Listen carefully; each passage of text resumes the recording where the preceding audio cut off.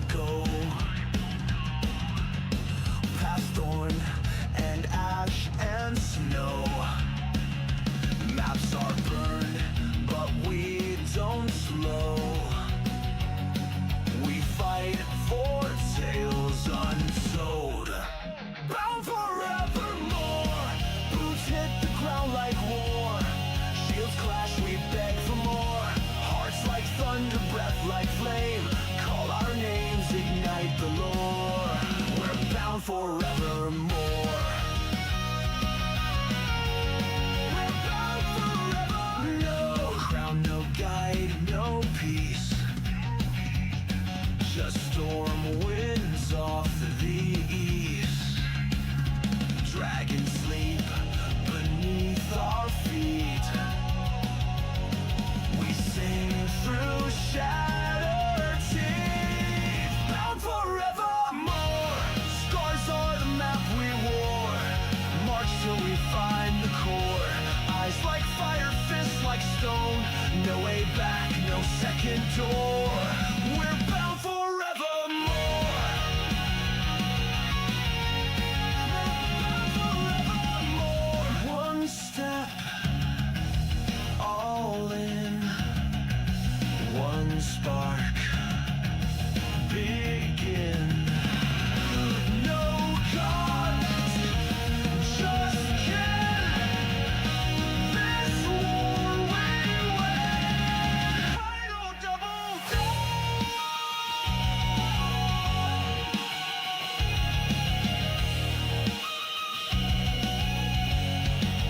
Bound forevermore. This is the song, the roar. Legends carved into the floor. Voice to echo, blade to ring. We're the myth they waited for.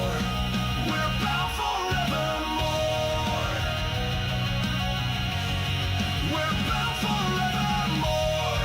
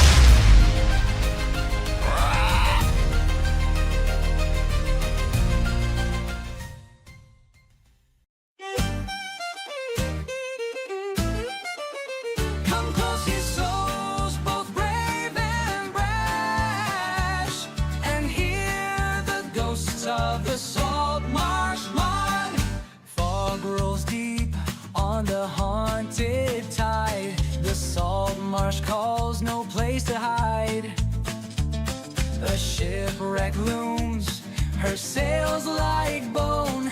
The sea won't let her rest alone. Shadows dance round the lantern light.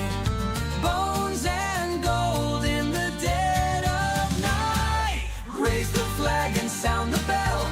Ghosts of the Saltmarsh rise and swell. Storm and sea won't break our vow. We chase the past, we live for now. Whoa, whoa. A captain lost, his soul unchained. His whispers ride the wind and rain.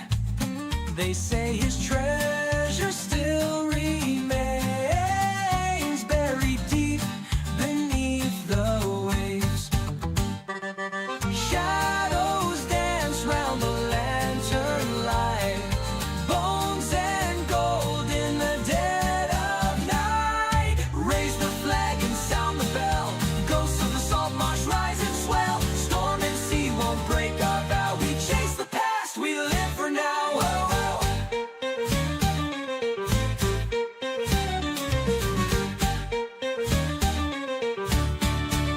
The tide it takes, the tide it gives, but none return, no soul forgives. Dead men tell no tales, they say, yet in the Saltmarsh they find a way.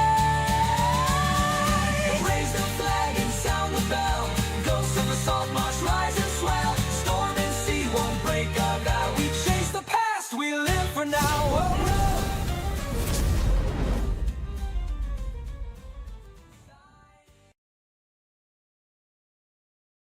Everybody, tonight everyone is back in Saltmarsh with a homecoming. The Warm Guard Clutch has returned to find Becky revived and whole again, and the fragments reforged. And Rebecca's player back at the table. So welcome back, Judgy, to the group. By the way, there we go, everybody. Welcome We'll back. try not to kill him in the first session because that would be a bit rude, but it could happen. So let's see how tonight's sessions unfold. But first, let's do some introductions.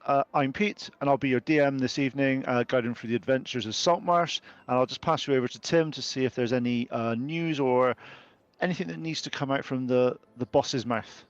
Yeah, we got a busy week. This is session 5 of 6 for me. Tonight, you saw the trailer. Hopefully at the beginning of this thing, we're running Alien tonight for Alien Day. So we're in... what is it, AV 426 or whatever. I don't alien good, but I'm gonna get murdered tonight. Yeah, it's gonna be awesome. But yeah, Kurt's gonna run that as our game master. We're gonna have 2 giveaways of Cannibal Publishing's starter set, which is really cool, like a little set to learn how to play Alien, which is awesome. And then we might keep running it here on Stronghold. We got 988 up, our suicide awareness and mental health awareness crisis lifeline. 988 is just like dialing 911 if you're having a bad day or whatever. So we met our sub goal last, or our midterm goal last session. So keep it on. But that's all I got. Huzzah! That's all. I don't know if we have any other new exciting things happening. My brain is mush. Okay, and pass it on to go to Gary because Gary's got always loads of socials. He's like the most social person up. Buckle up, I got a lot to talk about. I'm Gary, playing Albasore, halfling bard fisherman. That's about it. On to Sam. All right, I'm Sam. I play Bove, the human meat shield fighter. I don't have anything else going on right now. I'm kind of just enjoying life as it comes. All right, on to Kara. Hey everybody, I am Kara. I also am known as KR Paul. I wrote The Ballad of Ashes in Spring, which is currently for sale, and if you have Kindle Unlimited, you can go get it for free. I play Lily Aster, and I am the life cleric of our group and overall plant guru goddess. Passing on to, let's see who hasn't gone yet, Judgy. Oh, hi, I'm Judgy, or James, and today I am bringing back Rebecca, who's recently not comatose, but we'll get into that. And on that note, it's a good entry to go through this, and we'll be starting the session with a bit of a retrospect, a bit of a what's been happening to Becky whilst they've been in a comatose, just to bring them back into the fold, and also it lines up quite well with them waiting for you on the dock. So, first of all, so there is no darkness. That would be too simple. It's cold water, and somewhere in it, something very large is moving towards you. Not fast. It doesn't need to hurry. It arrives the way the tide arrives, patient, inevitable, and already present before you notice it was there. And then it begins. Your mother's voice, Becky, the way she sang when the nets came in heavy, examined, set aside. Your father's coat, salt, and wood, oil, and something underneath that was simply him. Just there, set aside. Tommen's laugh, the exact pitch of it, the way he always started to laugh the second before the joke landed, and because you never really understood it. You know what these are like. They just like to join in with the fun.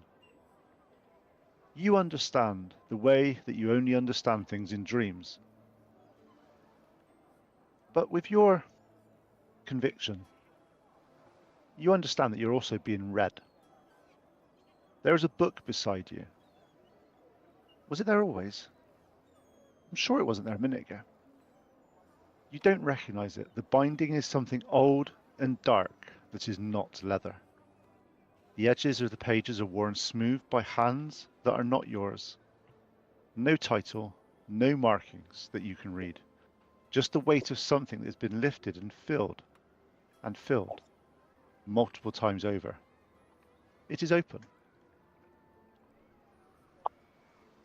And then there is a strand, thin as spider silk, running from somewhere behind your eyes to the open page. Words forming as you watch.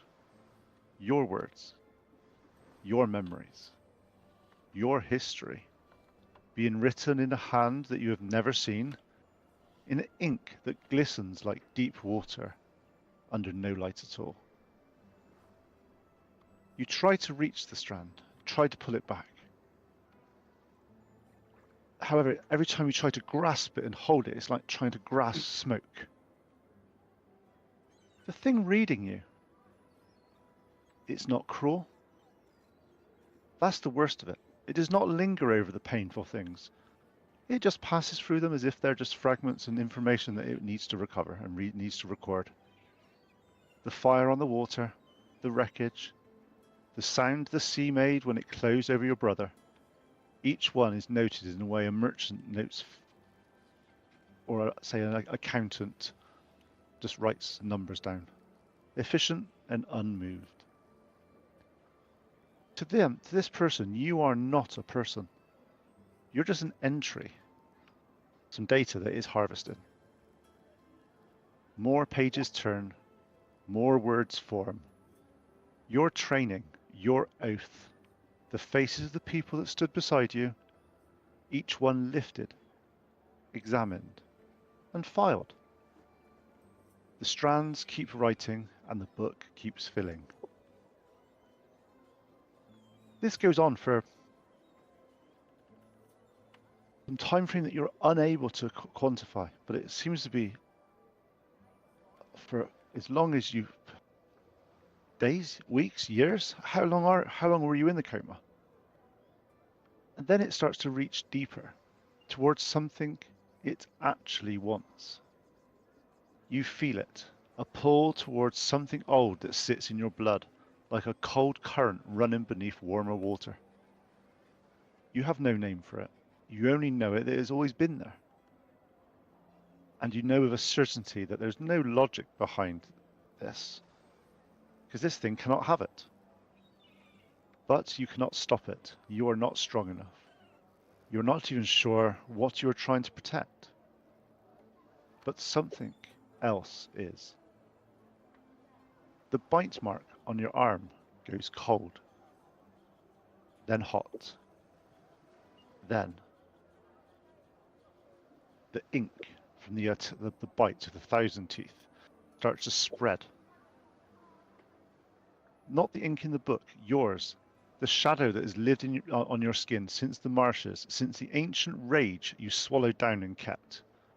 It spread like something released from a wound. Up your wrist, across your forearm, finding the creases in your elbow and climbing,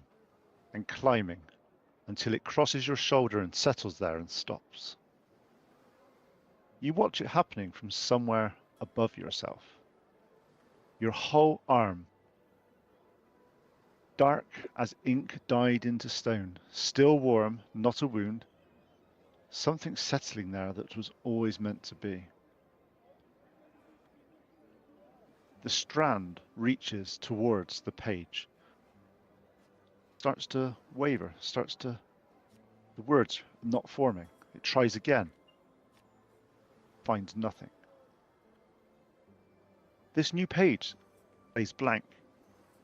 Whatever was almost taken has gone somewhere where the ink does, somewhere the cold water cannot follow. The thing reading you is silent, does not rage, does not force the issue. It turns the page and finds the next page blank as well. Pauses, turns the page again, and that one is also blank. A pause, long, cold, and deliberate. Then it simply moves on. Satisfied, it has got to the end of this journal. The book closes, not slammed, just closed, with the quiet finality of a ledger at the end of a day's work.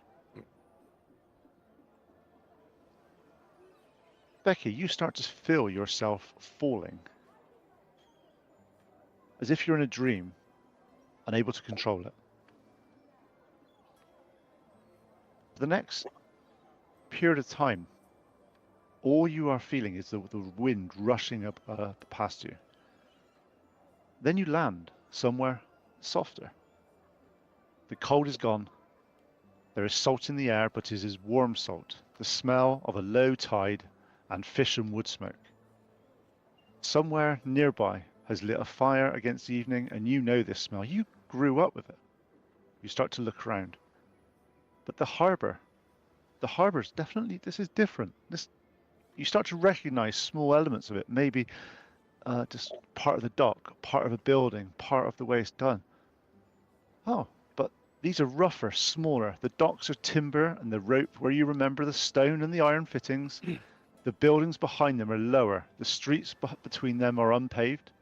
This is Saltmarsh, but Saltmarsh from before the walls were finished, before anyone thought to call it anything other than a fishing settlement, clinging to the coast and hoping the sea would be kind. There are people moving in the torchlight. Not quite soldiers, something more practical than soldiers. Men and women in salt-worn armor that has been repaired many times, carrying themselves in a way that people carry themselves when they have been at this work long enough that it has become simply what they are. There is a banner, blue mostly, a hawk in flight. Not the clean heraldic kind that you see, but a real hawk, wings angled for a dive, talons forward. You've never seen this banner before. However, you know exactly what it is. You understand the way that the dream allows you to understand things that you're not quite familiar with. Seen through somebody else's eyes, the posture is familiar, the set of the shoulders, the way the hands rest on the sides. You know this posture, and you have worn it yourself without knowing where it came from. This was your grandfather. He does not know that he is a ward keeper. No one's really told him. The heirloom was passed to him by his mother as a keepsake, and her mother before her, going back further than anyone really cares to track these days. He carries it because it was his family's. He joined the Order of the Blue Hawk because something in his blood told him to stand here. and he was the kind of man that listened to this. He just felt it, the need to stay, the need to stand between Saltmarsh, whatever comes for it. You watch him for a long time. The way he moves with people, easy, with authority, but never careless with it. The way he argues with a lieutenant about supply lines and loses gracefully. The way he laughs at something said across the fire, head thrown back, completely unguarded. You recognize that laugh. The night winds down. The fire burns lower.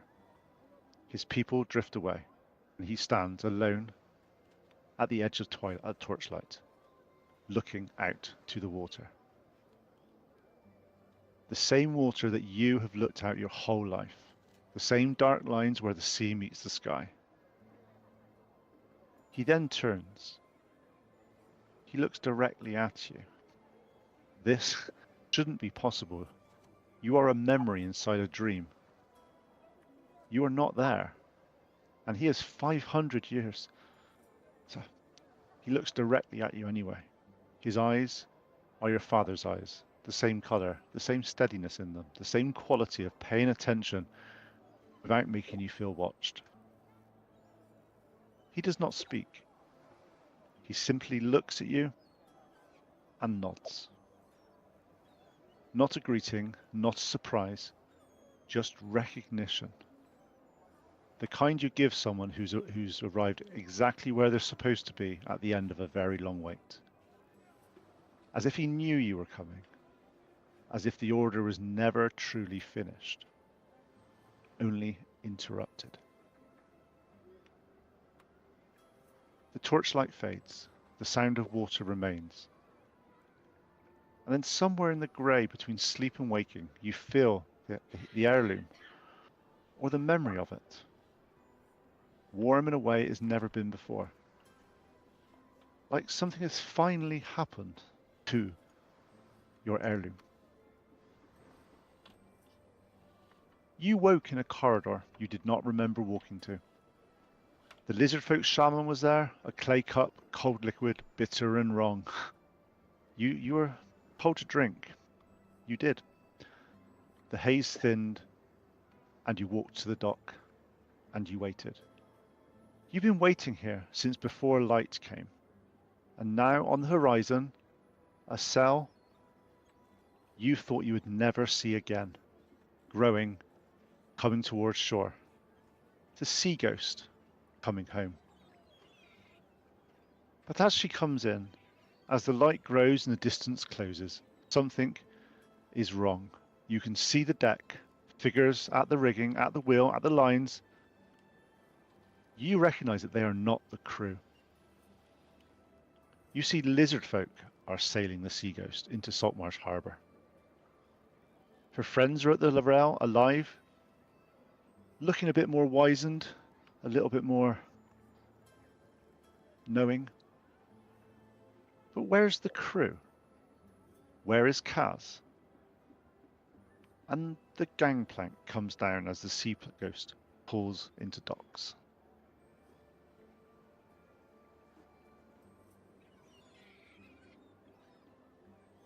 So, guys, you are on the Sea Ghost. You have just arrived, and Rebecca is waiting on the docks. Obviously, all the stuff I just said to gone from Rebecca, you don't know that at this point in time, but it was just need to have a bit of a catch up with some things that have happened with Rebecca and what's been going on. Because look, she's had like several months, well, a month or so in a coma.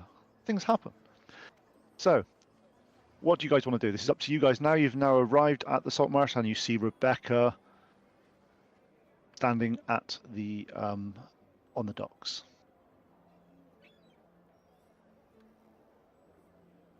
Good. I'm gonna come up and hug her. Yeah, give her a big old hug, lift her up. Give me the sound of like metal clanking on metal as I just pull her in for a hug because I've got like she probably will notice that hey I've got half plate now. Hey, check out my new fit. Yep. Yeah, I want to show her and reach out with the metal arm and be like, "It's okay, don't worry, don't be afraid of it," and then like lift her up with it, with a big hug, and yep, be like, "All right, I'm not the only one that's gonna take damage now." Yeah.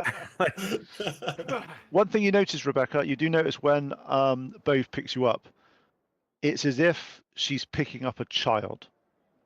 You knew her before, and you fought with Bove before, and you were kind of like the equals in terms of strength. You had lots of competitions and stuff like that. With this arm or something or some experience that they've got stronger. That they've not been wasted. They've been hitting the gym since you've been in a coma. Put it In that the gym, hitting the forge, a combination of iron and flesh. I am Bove. Rebecca definitely hugs him back.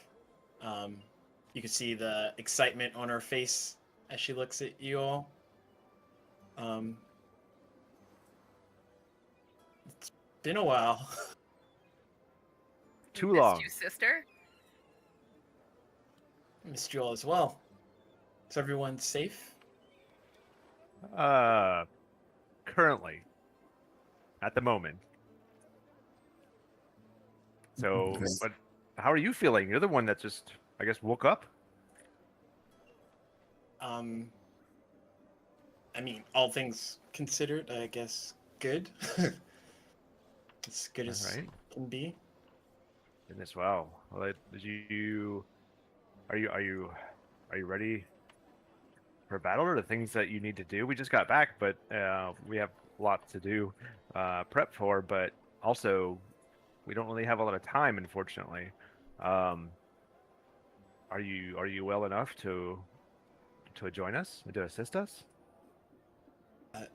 Yeah, yes, of course. Good. I'll get back briefed. Yeah. I was gonna say, guess what? Mean Lady's not actually mean. He's kind of nice. Nice. Yeah. I was Yeah. Surprised. We need to. Well, before we get too much, we need to make sure the crew that we had down in the locked away, that they're safe and that they're not going to possibly turn and attack anyone or do something that they're not supposed to. So I'll be back. I'm gonna go check on them. I'm gonna go back on the ship and check on the people that we had downstairs that were kind of locked away for their own safety and ours. So I'm gonna go check on them. Pete. Okay. Anybody else going with Bove, or just letting Bove go on his own?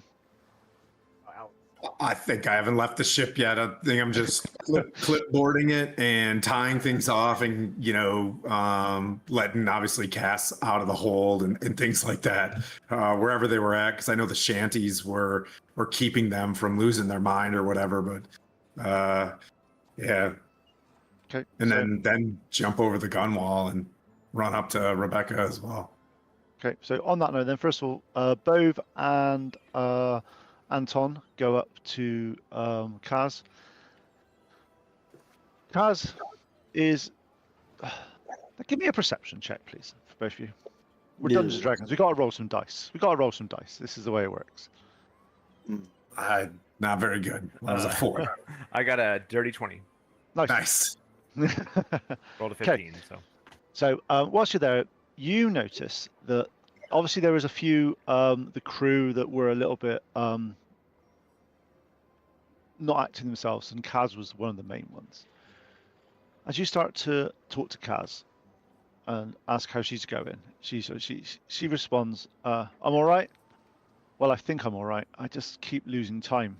Short sketches, like blinking and finding yourself somewhere else." She looks down at her own hands at this time. I tried to say something earlier, but nothing really came out. I heard it, but it wasn't me. Yeah, that was Albacore. Sorry. Albasore. He was singing the songs to keep The you all chore. in check, to help to ensure that you wouldn't lose your mind, lose yourselves, and potentially lose us. Yeah. So you could thank him. He's always been a good one, that guy. You Alright. can't tell him to his face, but yeah, he's always been a good guy. Yeah, he's not good at accepting compliments. Yeah, I've Sounds like noticed somebody that. else I know. I've noticed that with him. Cass, I'm afraid to say, and maybe it's just the three of us, I'm afraid to say, with the risks of your mind being taken,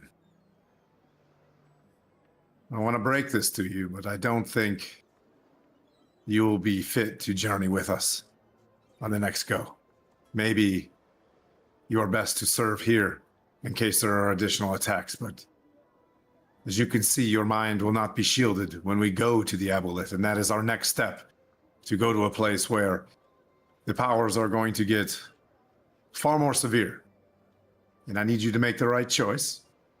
And I won't do this in public, but we're very grateful for your services. But until this monster is defeated, we're going to have to utilize the lizard folk. Do you understand? She starts looking, and she's like, I'm just lost. I remember coming on board the island. I remember the crew saying that they didn't really understand what was happening. And then I remember standing at the prow of the island behind us, and I don't know how I got. The time's just gone. It's happened to all of us. And we've been fighting and discovering ways to shield our minds, but we've only have so many powers to shield our minds. But It can't extend to you as far as I know. But it's a risk, so we'll be going on our own. You see her eyes sort of look a little bit sort of despondent. Then about a second after that, you see her head rise, eyes alert, looks at you and Bove directly and just goes, in a slightly lower pitched voice, just, huh, 5 ward keepers. How generous of you to bring them all home together. And after that, you see Kaz hold her, sort of hands over her mouth, absolutely look horrified that those words just came out of her mouth that she had no control over. right. Yeah, Right. still watching. We can't let her out. We need to go take you to Kaldek. Yeah. And For your safety and ours, you're going to remain bound. yes, you are.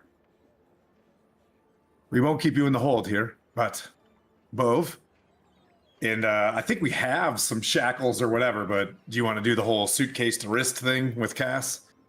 Yep. Okay. Yeah. Okay. I'm gonna carry. So yep, you'll be doing the ropes to the ankles, and I'll be carrying. I'll escort all of the humans or anyone who's not a lizard folk off the ship as well, and make sure I take accountability.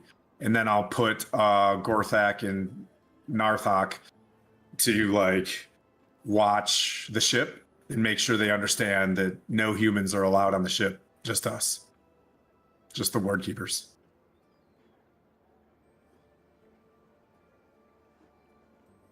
Bove, do we need to make sure that Rebecca gets one of these rings as well? All right. Yeah, don't forget that. We'll definitely let her know. Oh, yeah, I thought we Why, built enough right? for all of us, but yeah. What rings are you on about? So with mind shielding stuff, because Rebecca doesn't have something to mind shield. Nothing to do with the rings. It was to do with the ritual that she was from the. Oh, okay. It was the one that you had the Okay. horrible thing you early drank on. from the. You drank from the. Got it. Yep. Do we get to hand wave Rebecca getting some of that, or how do we? I gave it to her in her preamble when she woke up. Okay. Okay, my All right. apologies. I kept extra for a snack later. I kept some back here behind my tooth. Yep. Okay, so you're bringing Kaz up, you're carrying her, and you're going across. Okay, so the moment you take Kaz up and you start to go off the ship, The gangplank creaks under the weight.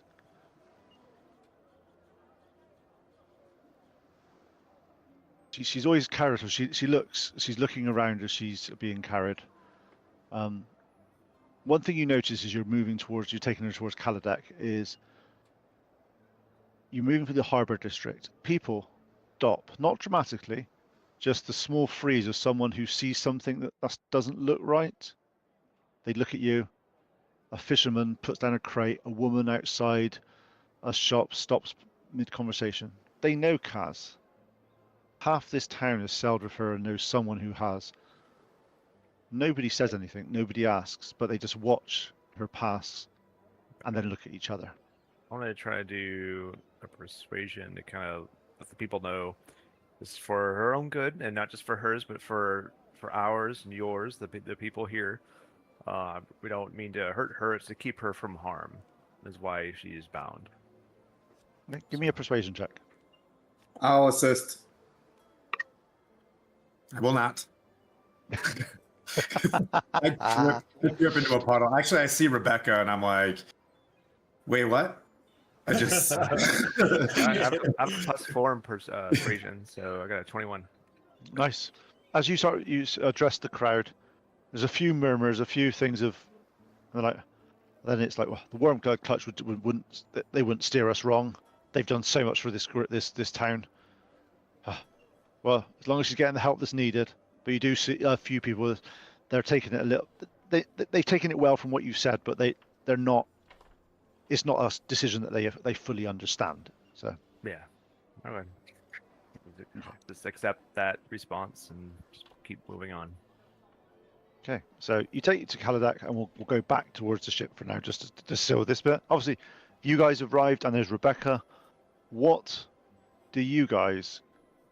I'm not going to just explain everything straight away what's been happening, because obviously there's somebody's been missing for a few months and what's been going on. So have a feeling that you guys want to have a little bit of a chat about being up to speed, and obviously Rebecca can decide to explain what's happened in her since she's been in the coma and stuff, but that's obviously part of the RP between you guys. But you're taken into a room near the town hall, and given time to have conversations out of the prying eye of the people that are here. Oh, so we're in the town hall. Yeah, just so you're out of the way. Just so you obviously don't want to be talking in front of especially with the lack of the lack of the mind shielding and all that sort of stuff. It's something that you need to be a bit of aware of. So.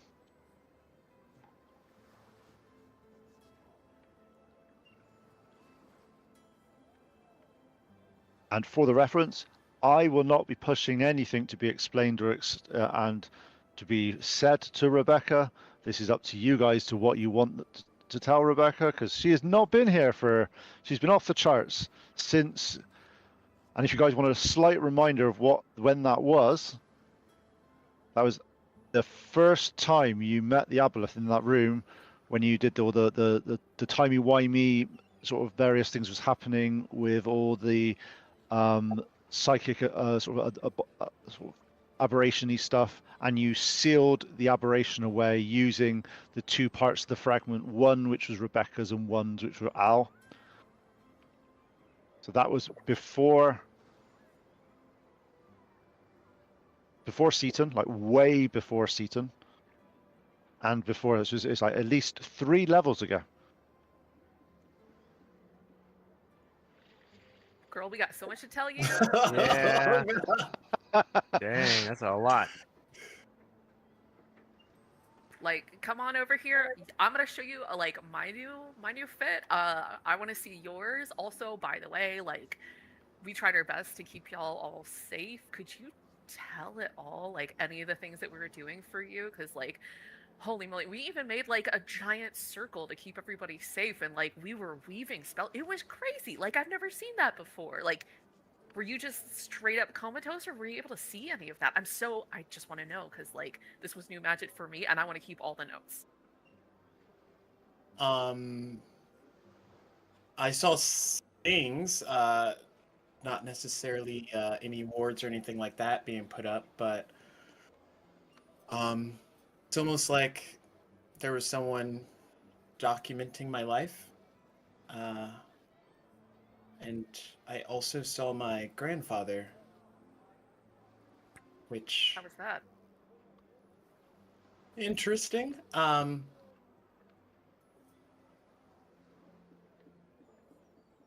Interesting, but I don't know. I didn't feel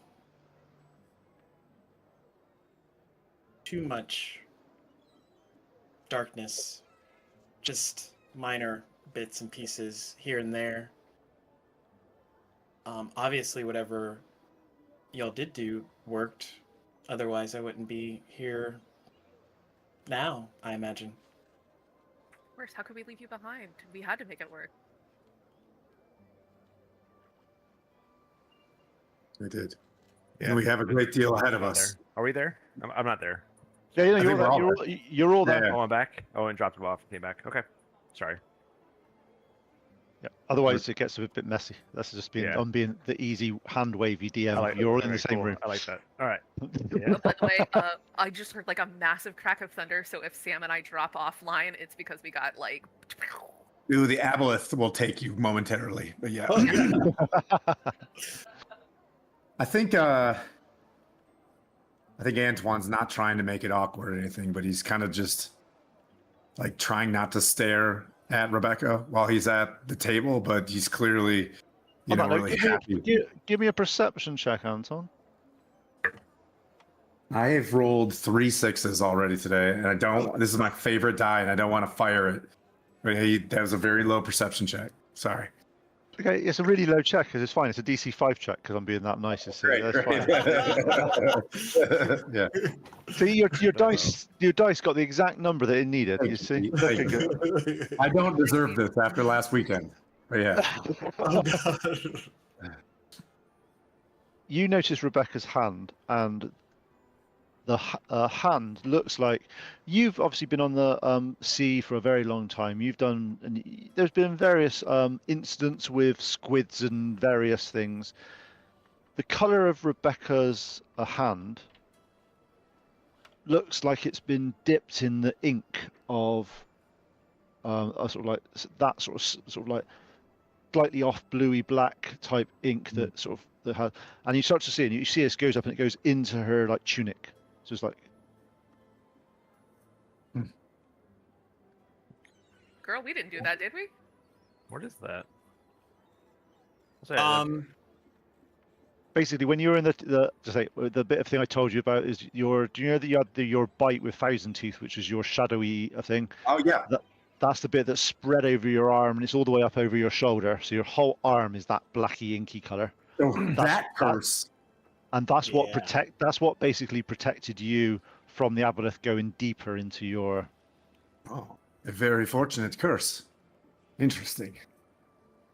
Now- You also would notice this is just like a cosmetic thing, but for as long as Lily and everyone else has known Rebecca, she's had like shocking blue hair. Now it's like the roots have gone black and only the tips have that like shocking blue. Possibly a side effect from Thousand Teeth, because like even as a baby she had blue hair, so Girl, I love it. Like, I'm not gonna go fight Thousand Teeth for that look, but the ombre, on point. Love it. Wait, the blue is thought, natural? It would be like, I thought you were dyeing it. So when you start to explain this, so Rebecca, you get asked about your arm, and then can you basically explain that it something reached for me, the wound sort of mooned. It's gone over this. It seemed to like protect you. Honestly, I don't know what happened. It doesn't hurt. It's in fact kind of like made it mine now, and it's mine for as long as I've got it, and it seems to have helped me whilst I was in a coma. I'm not sure if I would have. It seemed to, when this happened, the cataloguing of my life just seemed to stop at that point, as if it was unable to read me.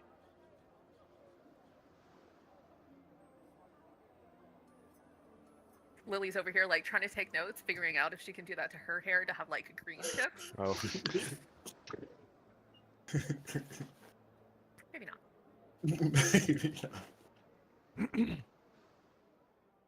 So But whilst you guys, what have you all been up to? I mean, oh my! I was gonna goodness. jump forward and be like, "Look," All right. and show him the artifact, like with like this piece was my lure, and this was your whatever that thing was, and we went and then tell him like go through the whole adventure, how we went and found the other shards, and how the adventure of us going into the dungeon and combining them, and does Becky know that she is a ward? Oh. So Yes, I'll have to yeah, explain that. I was gonna be like, so it turns out me and you were both wards because of our ancestors, and now Uncle Antoine and the not mean lady and the mustache guy are all wards too. one thing you've got from this, just to go through it. So when you're being explained about the ward keepers, Peter, you described that you described details of what the ward keepers were and how that they have been instrumental over the past millenniums of securing this part of the coast. Part of that, Rebecca, clicks in your mind about what was happening with your father, your grandfather. People who stand between the world and something ancient. Your vengeance quest now, that you are here to protect and to gain vengeance for what the Sahugan did to your family. Well, maybe that was an internal calling that you've had for generations, to protect those that need protected.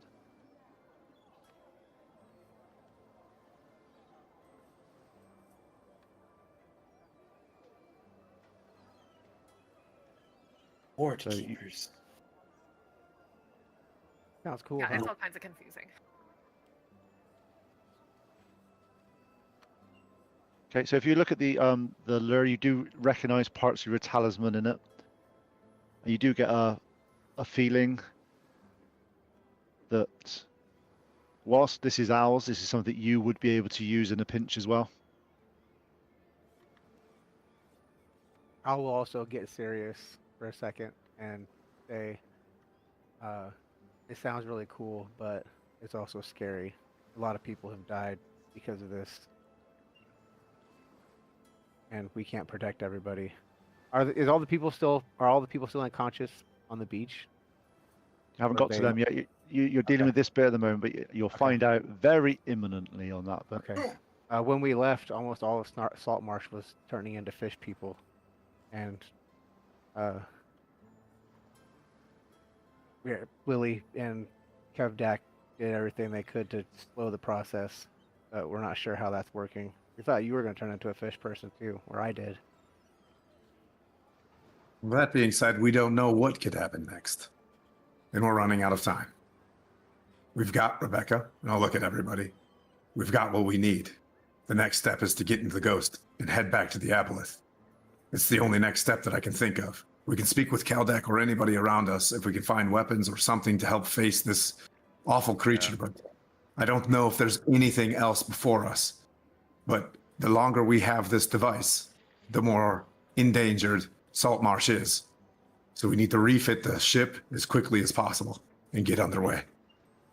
And I'll stand up and I'll take Rebecca's hand, the black hand, and, you know, squeeze it just right. Yeah, just to let you know, Rebecca, I've just sent you a message. I've just sent you a doc with all that in that I went through in the preamble, just so you've got it as a searchable thing that if you need to have a little look at what's said. And any questions, just let me know. We can go through them. It also means it's quite useful if you need to reiterate some of it to these people. Okay. And then hopefully she gets the understanding that I don't want to speak out loud. You know what I mean? By the grip of the hand, just soft enough, and then get out of my way. I got to go back outside. I'll be like, I'll be at the ship if you plan on going to Caldax. I will refit the ship and speak with the Lord's Alliance. We need to get on the move as quickly as possible. If you see things like health potions, if you speak with your armor, Bove, you grab what you can to help arm the lizard folk. I'll look at Lily. If you see the lizard folk shaman, we could use more crewmen as well. But it's so great to see you, Rebecca. And I'll just say it out loud. My love that has grown for you, and all of you especially, is wasted if we're all dead in the next 10 days. Adieu, and I'll move outside. Is there anything else you guys want to talk to Rebecca about whilst Anton's going back to the ship, just to make sure? Later on, you need to ask me how I lost my arm. Oh, it's gone? It's not just like a fit glove? Oh, God. Oh, it's my arm. No, it's like my entire... In fact, you see that, and you see Bo come, and you sort of hold his arm, does a few little clicks, and takes the whole arm off. He comes back on. And... There's so many stories that we have to go over, but Antoine's right. Probably need to speak with Keldek and then anyone else that we can get aid from, especially if that artifact is going to draw any more bad things near. What are you actually telling them about the artifact, Al? You obviously told them that the 4 items, and that you got one from Seaton, one from that location, and you forged them. What else are you going to tell them about the artifact? Essentially, I mean, everything he knows. That we had to combine the 4 pieces together in order to release the aboleth so that we can defeat the aboleth.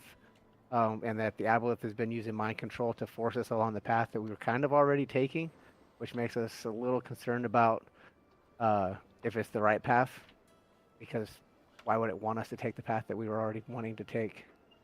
And he's just jabbering. Like the whole time we're walking, he's just jabber. Just like any little kid that has news that an adult doesn't have. Is there any questions you have, Rebecca, whilst we're here? We can just sort out a few things just so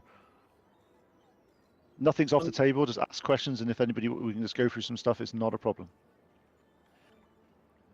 I imagine it's kind of like coming back from summer school and everyone's different slightly, and you're like, I kind of want to go over everything, but we got class in like 2 minutes. So she'll let it organically evolve unless there's like something pressing.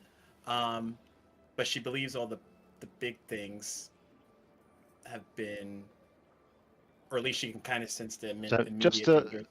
So TLDR type synopsis. The aboleth was confined by ward keepers 500 years ago.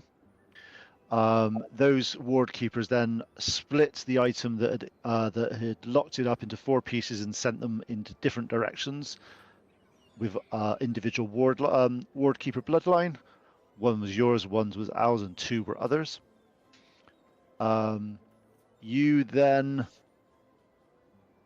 They found that the only way of releasing the aboleth, defeating the aboleth, was to defeat him with the item put back together. However, creating this item together would actually release the aboleth from its captivity and give it its powers, able to sort of reach over and do things. There's been lots of creepiness going on since you've not been here, is the honest answer. Lots of mind reading of everyone and saying things that would sort of make them feel good about the decisions that they're about to make or might not make, or just give them a little nudge in the right direction. So it's been a little bit off-putting. The DM's been a complete dick, basically. True. I don't even need to roll for that.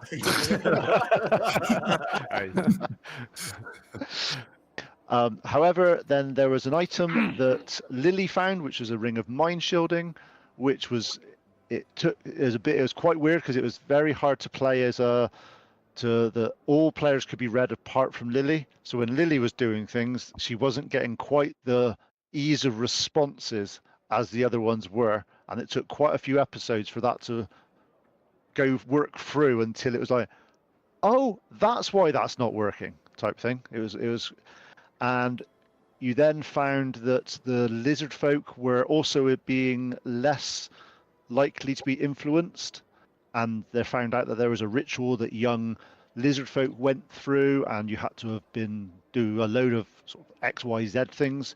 Luckily, you had done quite a few of them anyway. When you'd done the Thousand Teeth sort of hunt and you did all those sort of stuff, you were all bloodied, you were all various inclined, so you were able to sort of fulfill that level of the ritual and have this drink that would help you. Hence the reason that's what you were given as soon as you were awoke by the lizard folk shaman. It was, oi, drink this. So now where Anton is, and it's quite right here, at the moment the Aboleth has been released. You do not know currently what that means. All you know is when the sea ghost left the island, it had controlled Kaz and some of the other crew members. However, just a thing I missed to explain, didn't explain it particularly well on we were going through. Kaz seems the only person that is still under the potential influence of the Aboleth. The other crew members, it doesn't seem to be affecting at all, and they remember absolutely everything that they've done since it was the shanties and the songs we've been going from Al. They've lost any time at all. So quite rightly now that you need to find out some information, talk to religious people, see what's happening. The one thing that you missed as well is when you were in a coma. That was just after the attack on Saltmarsh. And what you found when the party came back, that there was a number of people, and when I say a number of people, like a lot of the command and town council and all the important people had been infected with an Aboleth sort of virus type thing, is to put it in, is a easy way of explaining it, and they were slowly being converted into Sahugan. So they were put in a status to stop them being turned into a Sahugan. Key element here, Lily's mum and dad stepped up and started running the place. They are now the co-mayors of Saltmarsh, and Captain Sarath, which was the captain of the lizard folk, also stepped in to act as the military advisor for Saltmarsh during this time. So there's been a lot of turmoil, lots of things have been happening, lots of things have been going down, and to say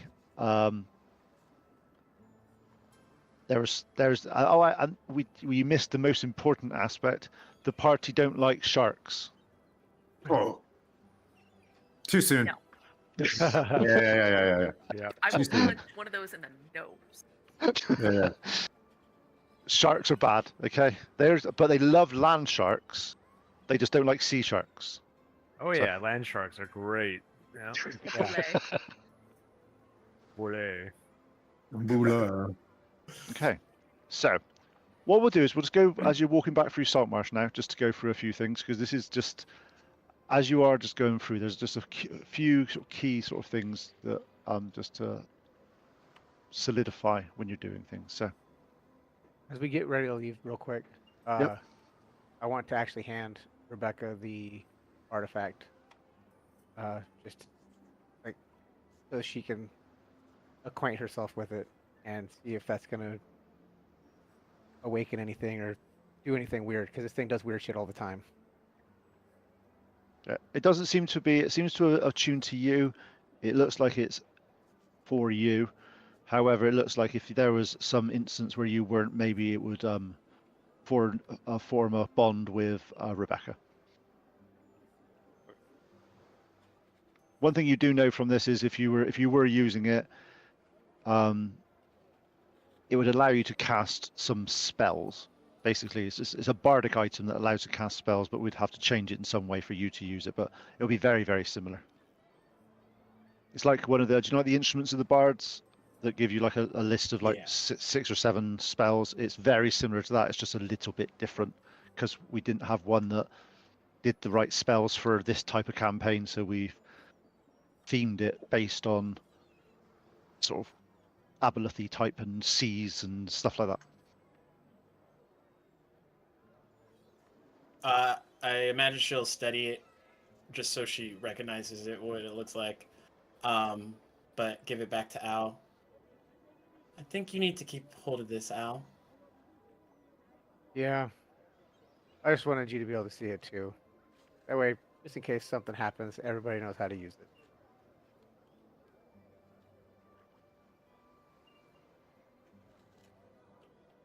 So Love it. as you are walking through Saltmarsh, a couple of things you all see, you all notice. Obviously, initially you were concentrating on, and this is obviously on your walk back to the ship as well, Anton, so it might change some of the things you want to do, just to give you a little bit of a heads up. You all notice things are a little bit different in Saltmarsh. Winston, the grocer, opens his store. He gives, as you walk past Al, he gives you something on display without being asked, and just doesn't even accept payment from you at all.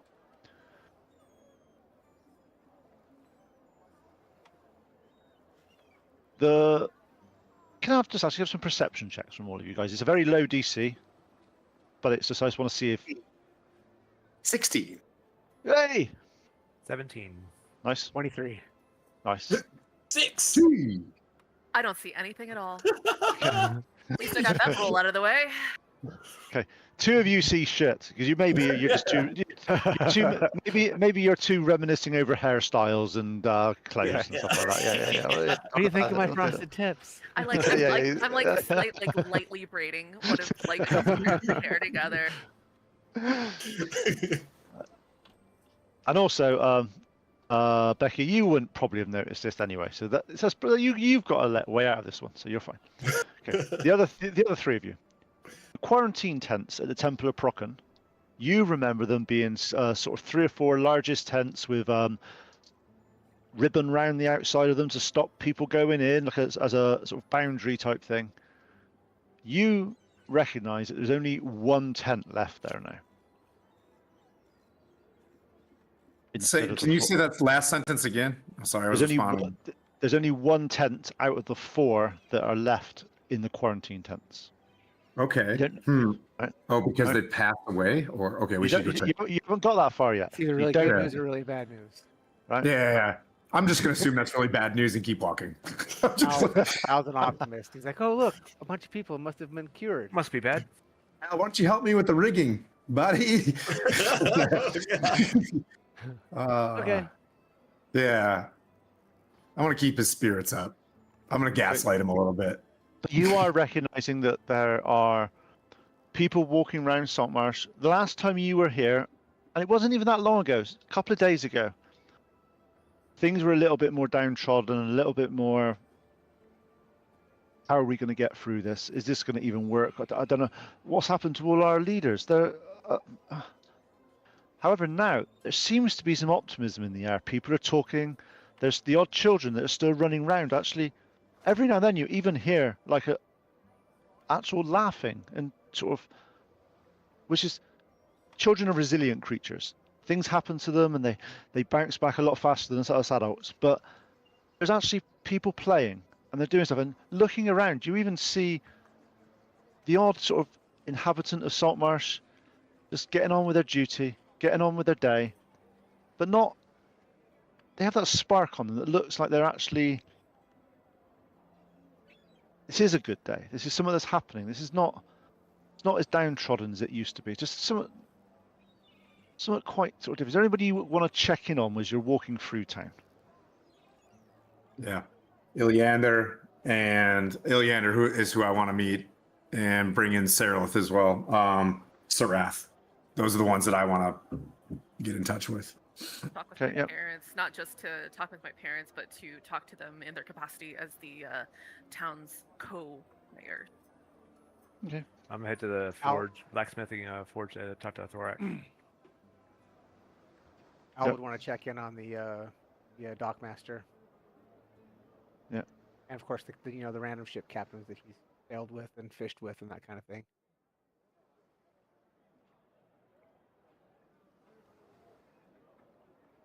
Okay, so let's do this in order first of all.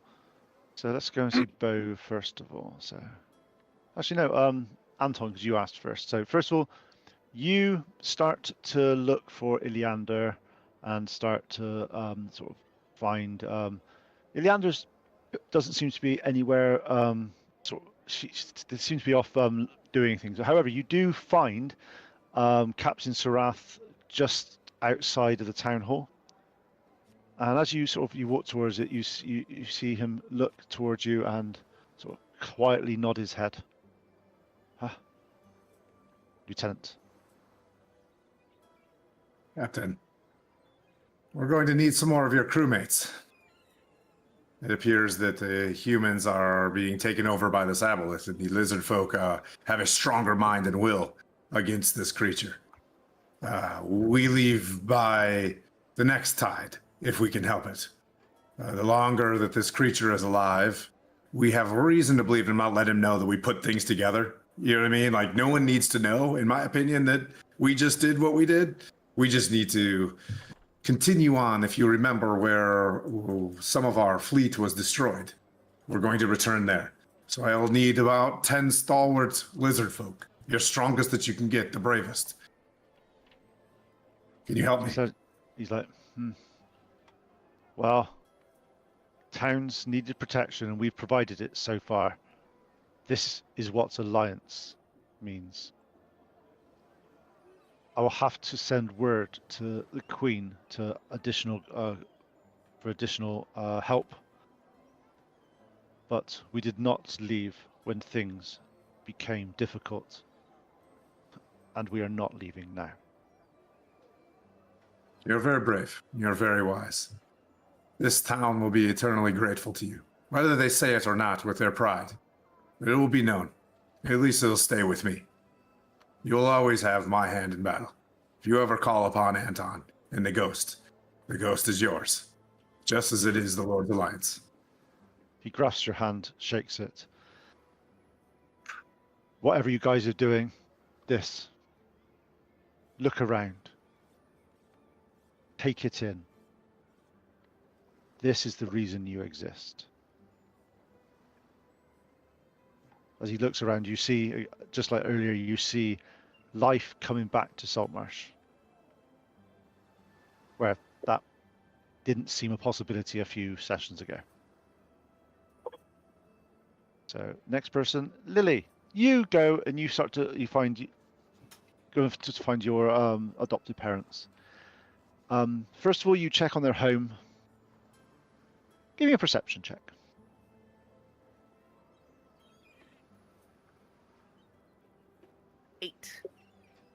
Okay, you're not sure if this. Looking around, looking at the door, and looking at the chimney, you're not sure if anyone's been here for the past few days. And this is the one that was like knocked down, destroyed, and they were. No, this is their new house that they're staying. You knew this is where they were staying, but it doesn't seem that anyone's been home in the past 2 to 3 days. Okay. So you then start to look. You find them near the town hall. You see your mum, sort of Martha and Edwin, there, going over some various things. As they look up, they see you. Hope returns straight to their face. They run straight up to you, wrap their arms around you, and they're like, "So, whatever you guys have done happened a couple of days ago. Things just lifted. Things got better. The haze that was all over us just seems to have just gone. It's no longer here. You heard what the people are saying." No, I don't think we have. Well, Martha says, we didn't plan on any of this. This was just, all we were just doing was making sure people had bread. I started making sure people had information. Somehow, what we were doing worked. I'm sure you'd have done the same. How'd you do that? Your dad in his normal approach when he gets excited. You see him sort of like he's butting in, just like he's got. He's like, they've asked us to. The townsfolk are saying that even with the other council coming back, they want us to stay on. They want us to keep doing this job. It's as if they're sort of saying like, this is what the council members should be doing: is putting us first, not the alliance, not the rule, not the law, not. We've just been doing things for the right people. And they said that the loyalists, the nationalists, all the different factions within Saltmarsh is what's made it not be Saltmarsh. They just want it to put back to good old-fashioned values and looking after us all. And that's what we've done. And it seems to have hit a resonance somewhere. And he looks at Martha, looks at you, and he's like, sure. What do you think, Lily? I know that normally the role is for the parents to be telling the child how proud they are of them, but I have to tell you, I'm so proud of you. I'm so glad that you're in a role that suits you and doing something so amazing for the town, and that they've responded. If you feel it in your heart that you're called to this and that you're willing to stay, then I would strongly encourage you to stay in this position, accept what they're asking, because clearly you're doing good. And don't worry about the bakery, and don't worry about me. I'll get Janice to stay on the bakery, and I'll be off settling this adventure down a bit. Well, you can't. You see, your father's very, very much one of these people that's not usually lost for words. But he turns to you and he's like, "Look, if anyone's too proud of anybody, it's us of you guys, especially you, Lily. Just what you've gone through, what you've done, and I'm sure without your radiance, your actual ability to endure, without that, I'm sure your party wouldn't have got anywhere. They all have their strengths, but without someone like you amongst them, they're not going to grow, they're not going to be nurtured, and they're not going to keep the fight and know what they're fighting for." Damn, Pete's over here healing my inner child. Jeez, thank you. I'm like, who are you talking to, Pete? Like Lily or Kara?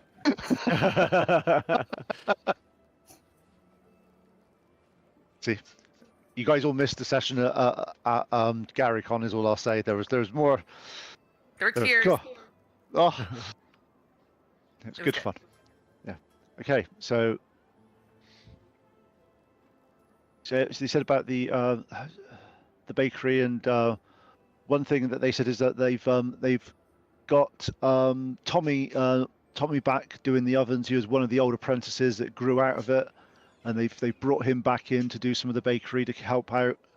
He took a little bit of time to remember a few things, but to be honest, once you've been doing it for that amount of time, for that amount of years, but he's doing really well. But yeah,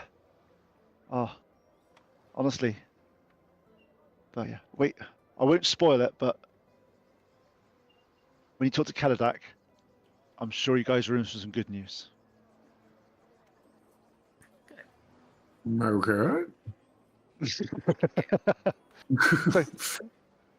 Not good news. Good news is good news. Look, this is me. I always give you guys good news.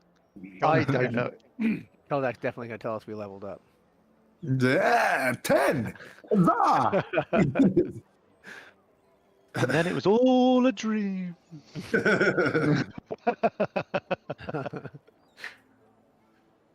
Okay, both.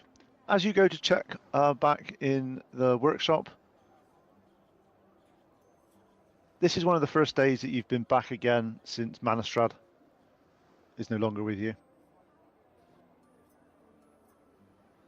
Obviously, your friends taking the various things out. He looks up to you and goes, "Ah, you come back then, lad. The steam drill schematics aren't going to finish themselves, and you've only got one good arm." He looks at the mechanical arm when he says that, by the way. Of course.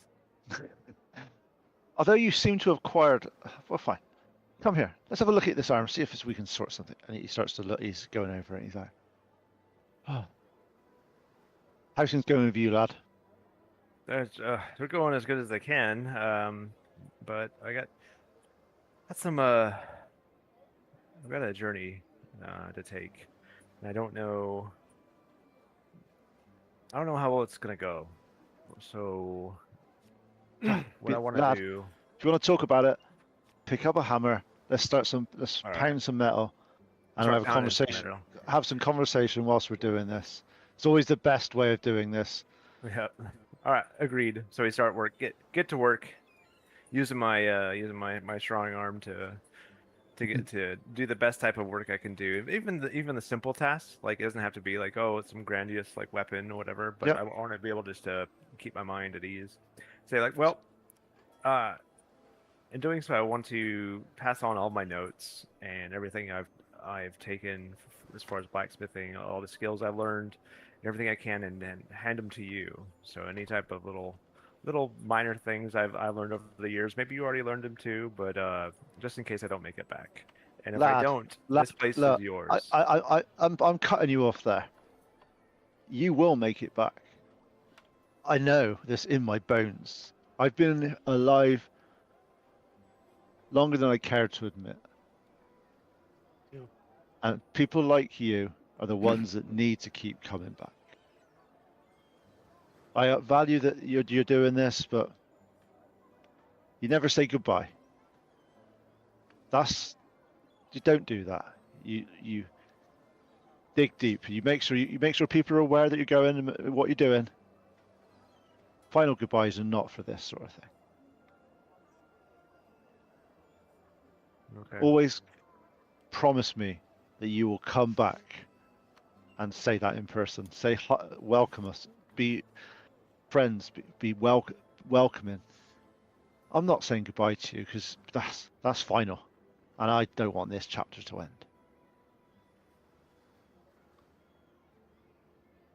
end. Well, I'll tell them where they're at. All the notes are, just in case. And in doing so, I don't tell him this. I put like with the notes. I tell him that everything belongs to him. It's passed on. So he doesn't believe me. Doesn't want to hear it. But I'm telling you this, Pete. I still do that for him. That's When fine. it doesn't happen, he gets it. Well then, for our last bit, is there any type of armor, anything we can do for our lizard folk, our lizard friends?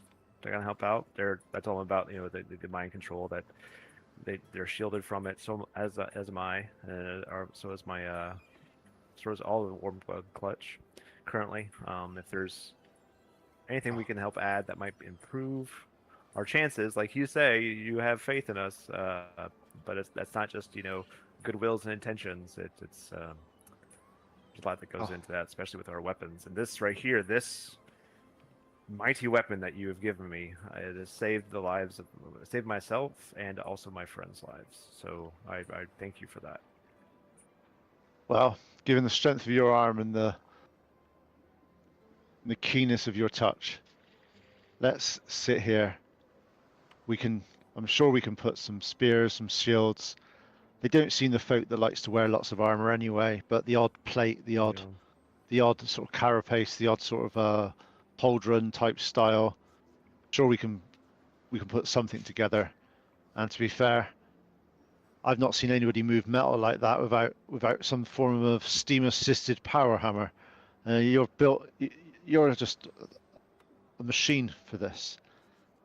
If you've ever seen this, we need to work a bit of extra time on this. A couple of hours of you in this forge will be probably like a week of me doing it. You made me this way. You helped make me this way anyway. But But let's get to it. I don't have a lot of time, unfortunately, to help, but I'll do what I can. I said whatever we need to do. So on that note, could I have a smithing check with advantage from you, please? Smithing check. It's a smith tools. You've already got it, so it's basically it'll be your strength plus proficiency.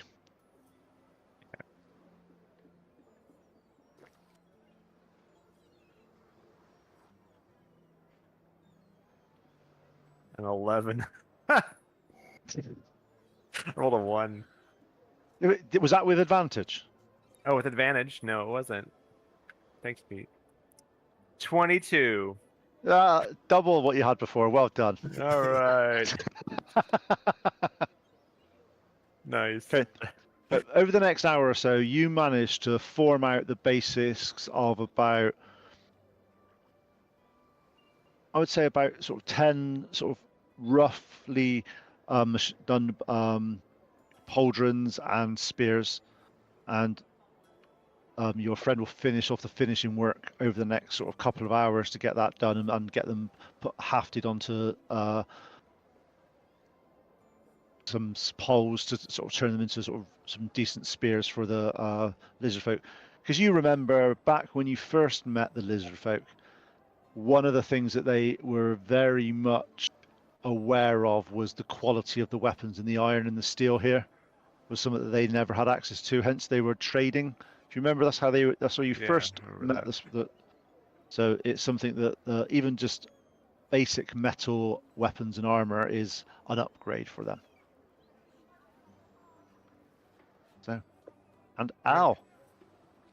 So you wanted to go and talk to some captains and your harbour master?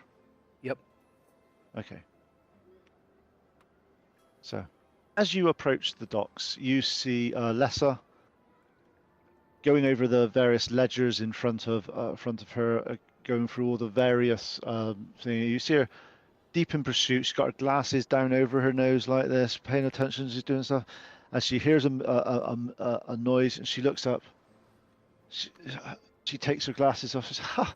By the gods, Al, you've returned. Please say you've got time to come fishing." Not a lot of time. We got a pretty big thing that we're getting ready to do.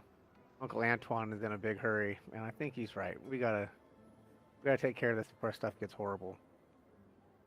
But we can fish and talk for a little while if you want. Always. Have you seen how? Obviously, I understand that your missions are important. Whatever you guys have been doing, it must have been you. A few days ago now, the sort of hopes and sort of the feelings of like sort of. You know what's actually probably man your age probably doesn't know a huge lot like this, but sometimes life just seems to get a bit too much. Everything's hard work. Everything seems to be just that extra bit of effort to do something. And past 2 days, that effort's just gone. It's like just opened a new leaf in my book, and things have just started to look up and started to go in the right direction. And it's like, whatever you guys have been doing, I know it must have been you. That's a weird coincidence. Just a couple days ago, we had a huge mental burden lifted off of us too. Well, coincidences are one thing, but with the warm blood clutch on our side, things are looking up. Things are happening. The past months have just been a blur. That's been one of those sort of drudgery, just one foot in front of the other. Now I actually look forward to the walk. I actually look forward to going to work. I actually look forward to getting to the docks and doing this. Whereas before, it's just been just going through the motions. And look, I'm young, but I understand. I've been there too. this is such a burden to have been on someone so young. Such a burden. And for you to come through it, you're an inspiration to all of us. It's not You me. and- My friends are super strong. I saw Bo punch this fish guy one time, and his whole face exploded. It was so cool. And Uncle Antoine, he could zap like everybody. And the nice lady, whenever we get beat up, she just fixes us. So we just keep fighting. And now we got the pretty lady back. I had heard that Lady Rebecca had recovered. That's an omen for all. That's an omen for all. She is super strong too, almost as strong as Bove. Well, I'm sure with the 5 of you reunited, the trials that can't you lose. are, yeah, Pretty easy. We just got to go do it. 4 of you have managed so much in the past month.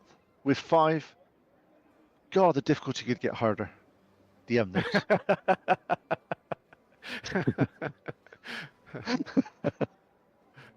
Someone say beholders? Yeah. Yeah. No.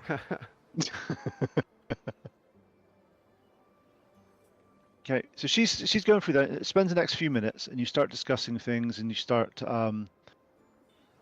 She lets you know that old Pete is still down over where he is, and you start to. One thing she does know.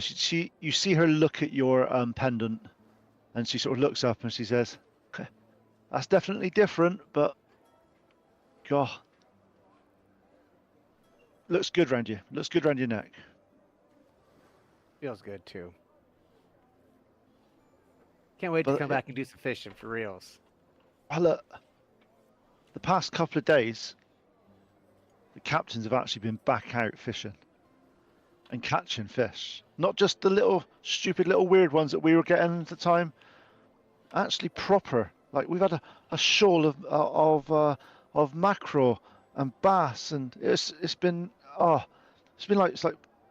it's like they've not been fished for a few months. To be fair, they haven't. To be honest, we've had other things on our mind, but we've actually been able to sort of. There's life coming back to Saltmarsh.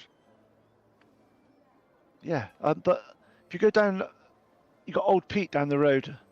I think they've just pulled in on a boat. I'm sure they'd like to see you, Al. I'll just kind of skip along. Da-da-da-da. Okay. So as you're Happy there, now. you notice old Pete on the boat, mending his nets. One thing you know, old Pete was one of these guys that had shown you how to repair nets at this level. Is something you've just taken out, looked when you watched by sort just of gonna- learning. But I'm gonna sit down right next to him and just not say a word and just start mending nets, like mending alongside of him. okay, could I have a sleight of hand check?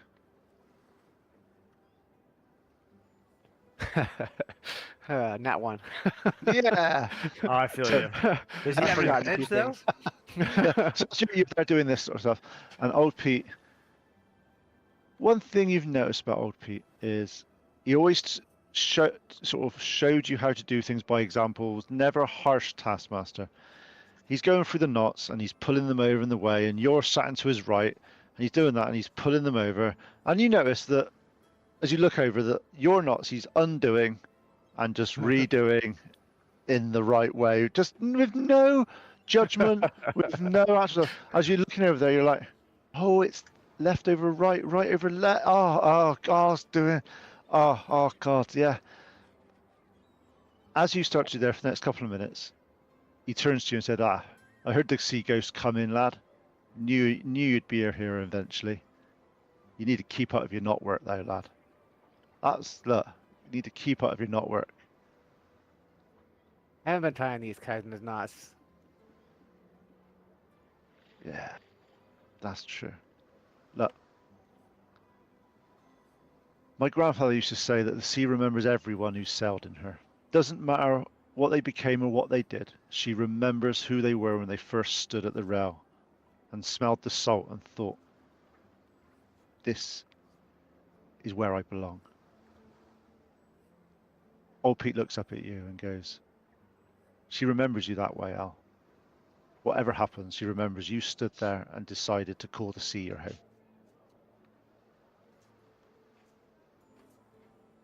The only home I've ever known, and I love it. Yeah. And I saw you coming from Leicester. She's keeping a tight ship here. Captains are. We've all been back out and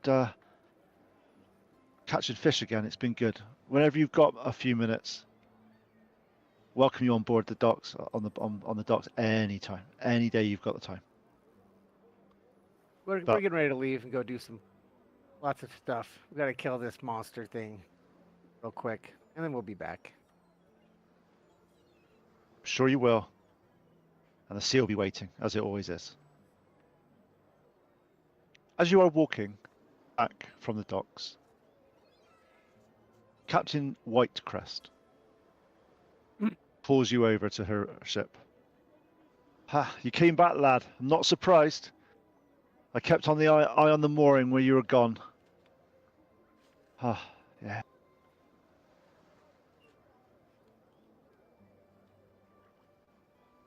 You better come and look. I know you've been talking to old Pete over there, but he's got more luck than he needs. We need you on board here.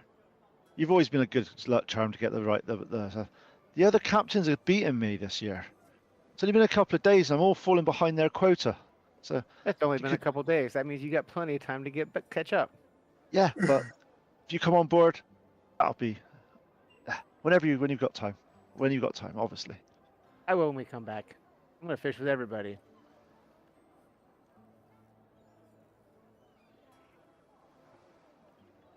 Okay. So, is there anybody else wanted to check on anybody else whilst we were doing just the walk through Saltmarsh before we go on to the next little bit? Was there anything obviously, Rebecca, you've been in a coma, you've been doing stuff. Is there anybody you wanted to talk to? It'll probably be Keldek, but she'll probably wait till everybody else. Okay, yep, groups back yep. up. Okay. Is there anything from Iliander that I need to?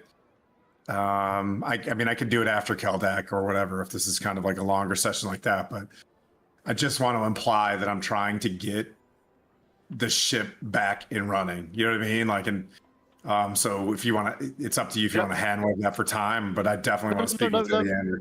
Okay. No, there is definitely you're trying to get hold of Iliander. At the moment, they seem to be dealing with quite a lot of important stuff. They've word's been laid out, and they're trying to get hold of him for you. He is running around like a headless chicken, sorting out some defenses and sorting out things. Give it about after the break, and you'll have. Got you. Okay. Yeah. I get it. Yeah. Okay. Pirate team. Yes. I'm not a pirate. I'm a good guy. There you are. Is there anything, just making sure, so is there any, Rebecca, obviously you talked to Kaldek, is there anybody else that you wanted to talk to, Rebecca, whilst we're here? I think it's Just wanna make- mostly getting back in the weed of things, so getting minor equipment and stuff ready, but not offhand that I can think of. Okay, I'm just trying to remember if you had got your plate mill.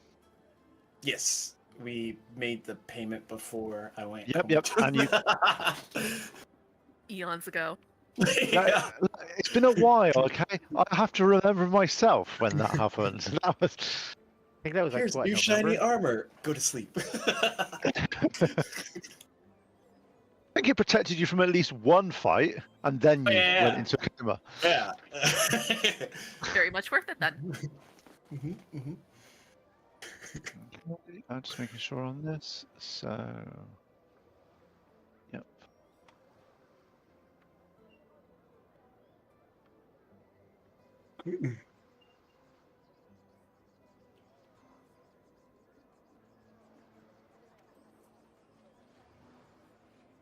Well, there is one thing I would do. Yep. I would do Find Steed and Summon Max and just have it travel with Owl for old time's sake. Yep, you do that. I So, was gonna give him a big hug. Max. okay, so as you're there, one thing that you do notice, all of you notice, as you're just walking through town, is you notice that there is a tent put up just off of the dock, and as you arrive, you recognise Zendros's insignia on the turret. Let's see if you all remember who Zendros was. Oh, I mean, now remember course. off the top of my head, but my books remember. Exactly. Know exactly who it is. He's the She, guy, you know, she's the she, guy that ZEN only brings up He Centaur. runs the trading post. Zendra. God, you're good, Becky. You can keep coming back when you can remember things like that.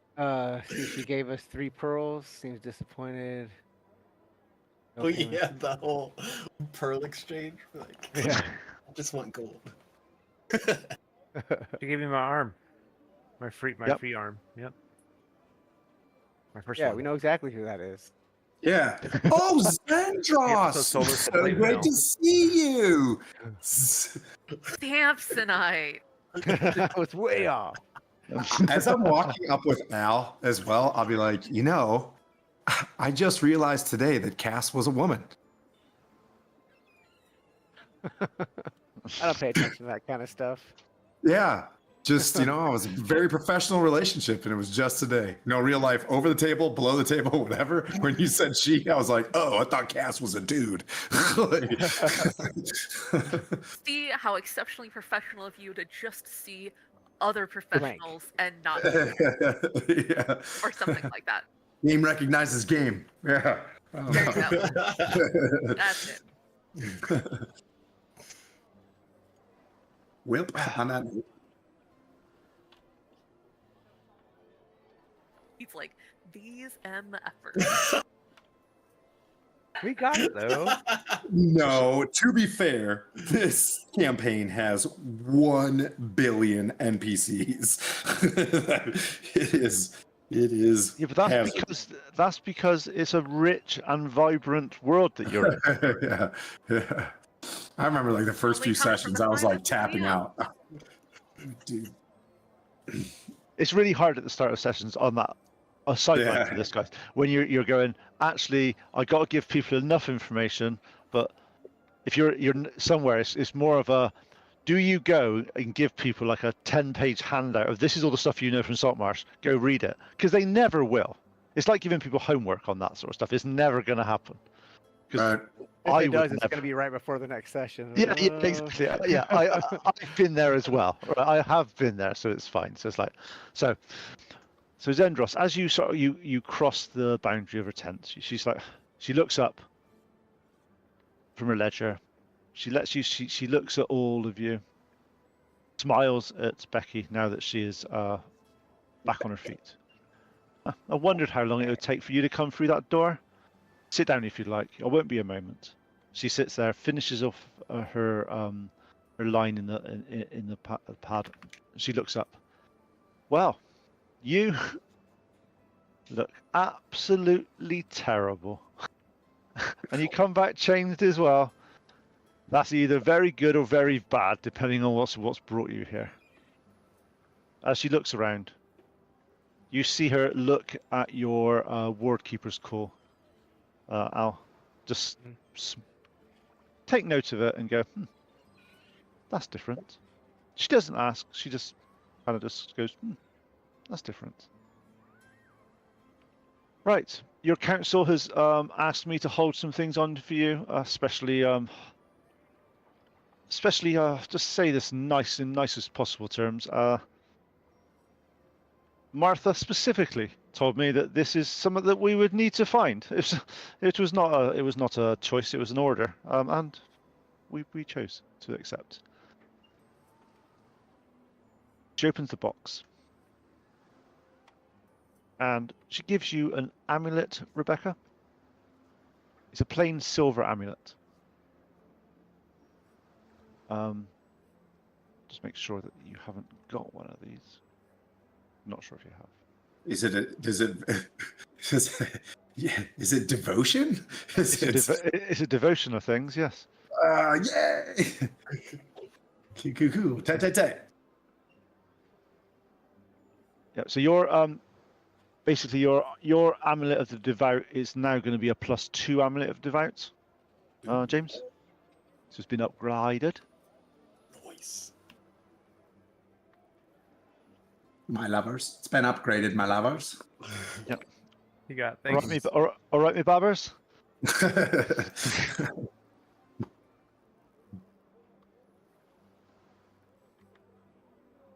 And you are also given yes, because you've not been here for a couple of things. I need to make sure you got something that's a bit weird, a bit different. Because you use mainly a whip, don't you, James? I think whip and longsword. Okay, so if you had to pick a longsword or a whip, what would you pick? Probably longsword.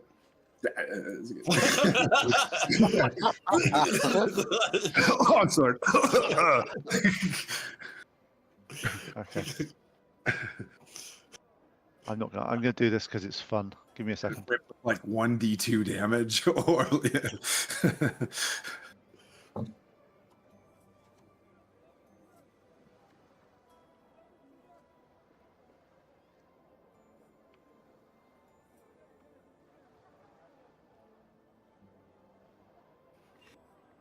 Okay, I'll let you.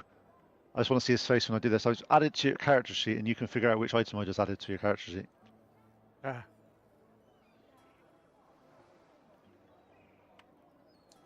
That's just dirty. D&D Beyond crash. Oh, there's no way! Is that real? There you go.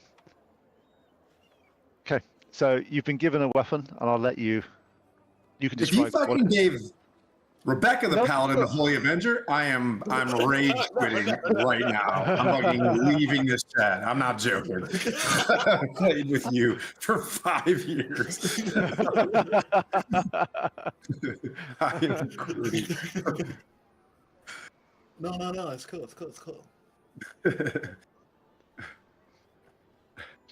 You can either tell people what it is, or you can. First time you use it. See, I'm being nice to you like that. Okay, it is a longsword. Maybe in an hour or so we'll know what it does.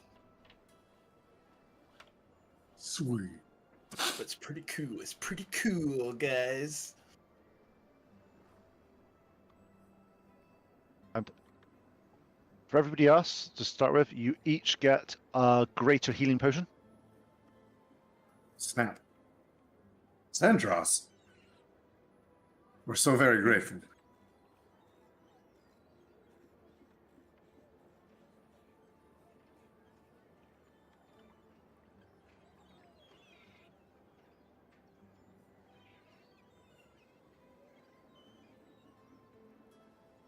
All right.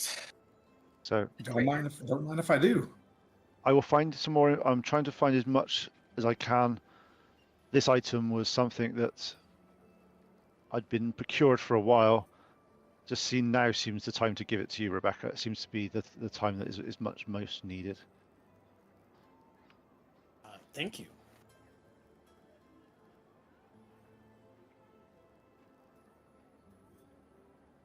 Also, I know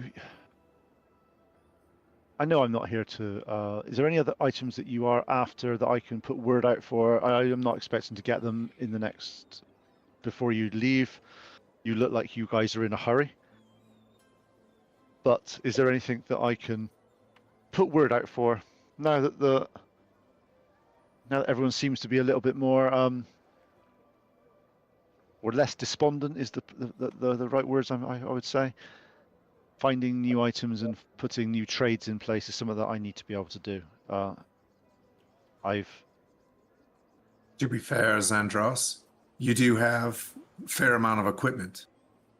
Any weapons, if you can find any lightly magical weapons or anything like that we can arm our lizard folk with in trade, that would be fantastic. Anything that you could pass to our dear sweet lizard folk as well, as they're helping us in our alliance, would be extraordinarily valuable. They will be accompanying us, and they will be protecting us with their lives when we go and fight this miserable creature.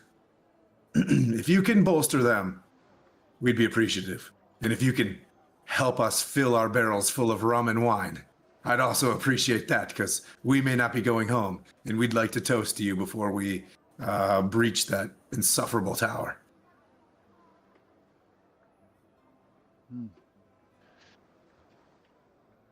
Anton, I see your. However we can help as well, because we do have gold. However we can help. I don't think, and I'll look at you guys. You know, we did find gold, and I'm not going to say it in front of Zendros, but like, we have gold. we don't need it. I don't think our journey is going to bring us back as speedily as we had hoped. And what we can offer back, and I'll look at Rebecca, is what we can offer this town to bring it more happiness and get it back up on its feet as well. So I'll donate what I can to Zendros to help our, you know what I mean? Like her business with the Alliance and things like that as well. Yeah, I'm for that. Sure. Yeah. She's like, well, there may be something we can do here. May need some help from. She looks at you both, and she's like, time's not on our side for this. It's not something that we can normally do in. However, she starts to go through. She gets a box and she starts to pull this sort of box together, and she's like, "These are."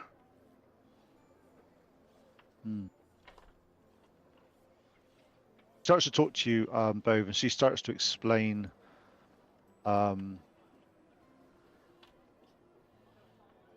When you are sort of forging and stuff, lots of materials you do are forging, you'll weld them together. So you might have the tip of something that's one material that's nice and strong, and the back end's a bit more malleable. She gives you some mithril spears tips, and if you forge these on to existing spears and you use them as just a tip, somebody of your skill, somebody of your knowledge, and especially with the forge that you've got, whilst these wouldn't make them magical, wouldn't make them it would make them overcome things that had magical resistance. It just wouldn't give them any magical edge. In the time that you've got, I think this is the best I would be able to do. I thank you very much for the assistance. What type of compensation do you require for this tremendous gift? For a gift or a tremendous, at least, item? Shipping. As you start to say that, she's like, be honest, just tell Sarath that this is from Zendros Trading Post for the time and effort that him and his folk have put into keeping Saltmarsh safe for the last few days. I treat this as a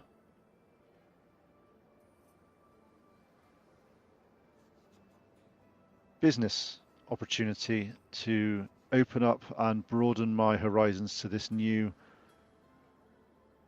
and fledgling alliance in a way that will encourage them to do business with me. I'll let him know. Thank you. I'll get to work right away. And with that, I take the items and I hoof it over to Thorak, to the forge, to tell Thorak start working. Yep. You spend the next sort of few hours with Thorak, going through a few things. I'll hand wave that so you go back to the other thing. One thing you've done, this is the first time you've forge welded mithril. It takes you a little bit of time to get the temperatures and to get the various techniques correct. However, with your skill and Thorak's skill, you are able to master this in next to no time, and you're able to just forge weld the ends of the tips, and you get 10 spears done in the next 2-3 hours. Dang. We were working it. God, it's as if someone has to remember how to do smithing and stuff. God, this is like... I want to cast message to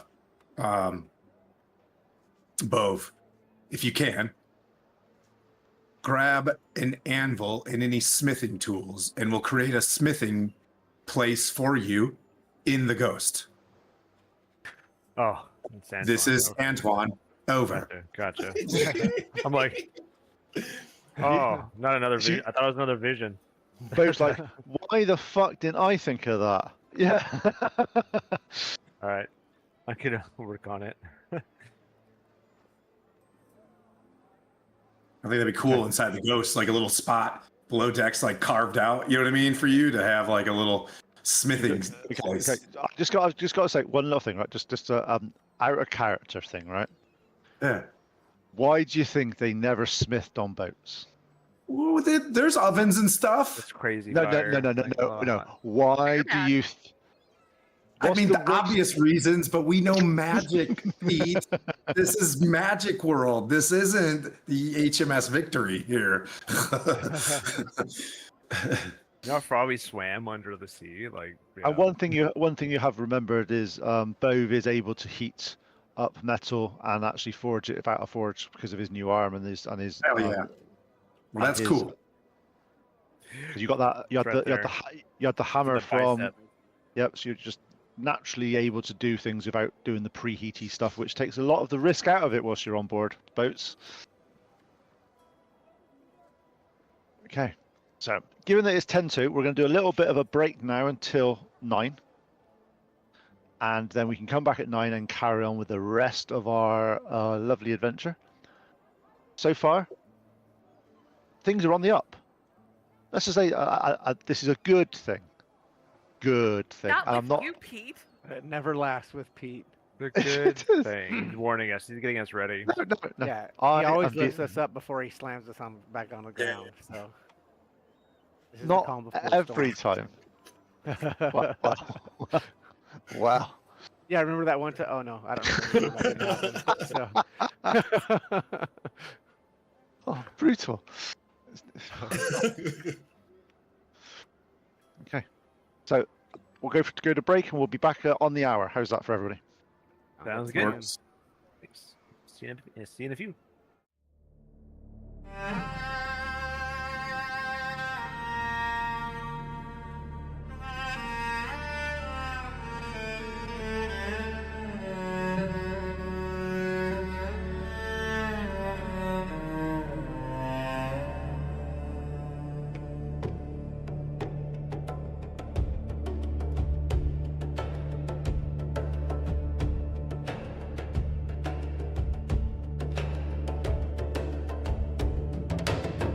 Chimes in the stillness, dust on the breeze, voice in the silence, promise that see first.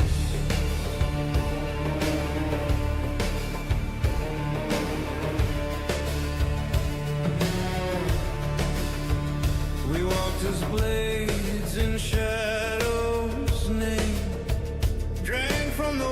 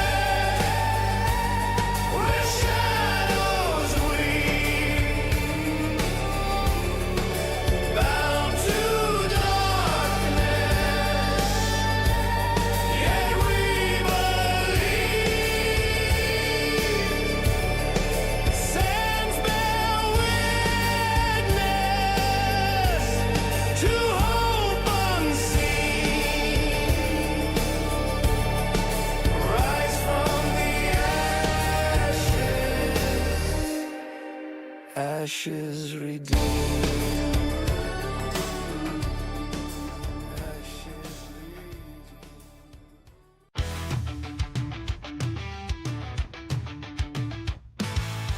We're creeping in the shadows, eyes like fire. Razor claws in the dark, they're coming higher. You feel the chill, you hear the hiss, but when you turn around, it's the end of bliss. Murder badger, it's a sneak attack. Murder badger, out for blood. Murder badger, it's on your face. Murder badger, it's a sneak attack. Murder badger, out for blood. Murder badger, it's on your face. Murder badger.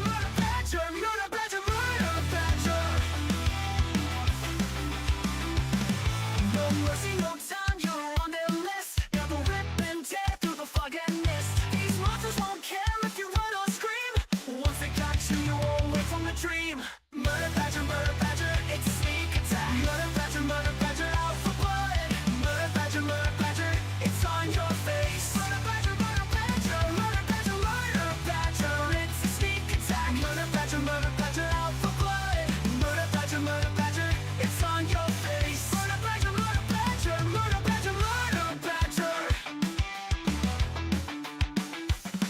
You thought you were safe, lock the door tight, but murder badgers, they own the night. You can try to hide, you can try to flee, but they'll find you no matter where you'll be. Murder badger, it's a sneak attack. Murder badger, out for blood. Murder badger, it's on your face. Murder badger, it's a sneak attack. Murder badger, out for blood. Murder badger, it's on your face. Murder badger, they don't care, they don't share. Murder badger, everywhere they'll tear you bare. There.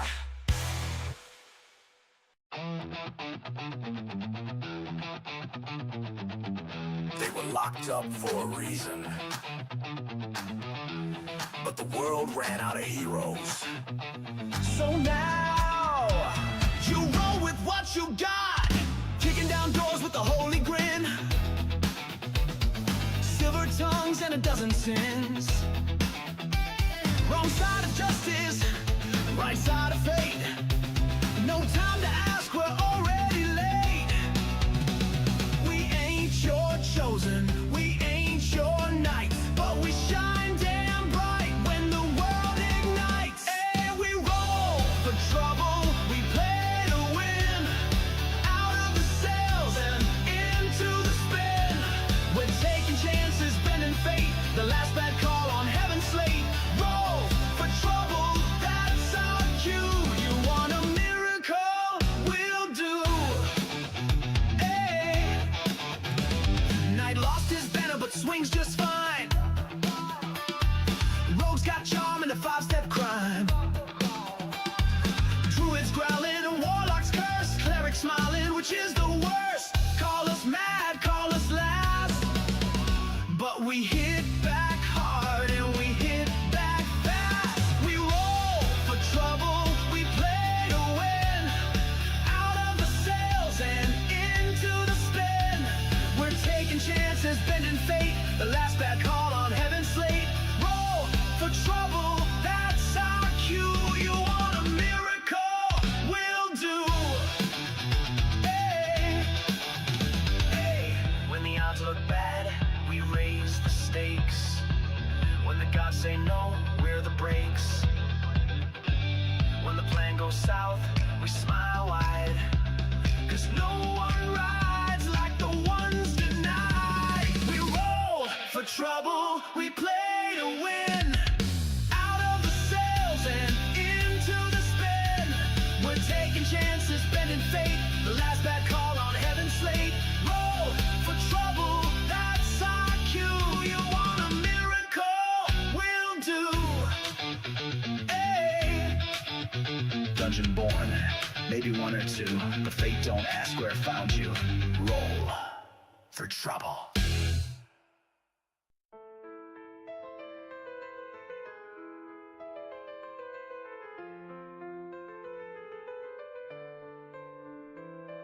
Awakening in shadows deep.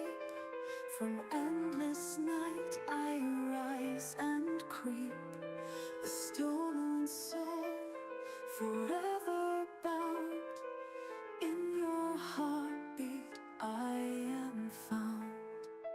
I slept for centuries alone, and dreams of blood upon a throne.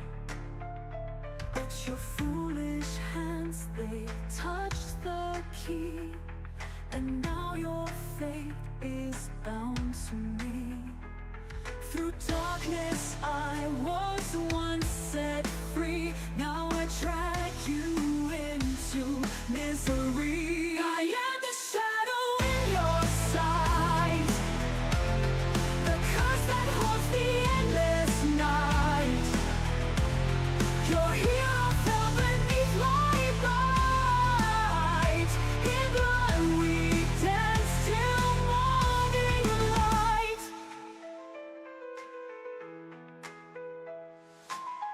Your friend, your brother, now my own, a puppet on this cruel dark throne.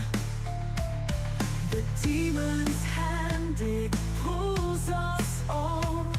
I rise, I claim, I make you fall. From hell's deep pit, I stole his flame. Manuki gone, where the echoes of pain. I am the shadow in your sight, the curse that haunts the endless night. Your hero fell beneath my bite. In blood we dance till morning light.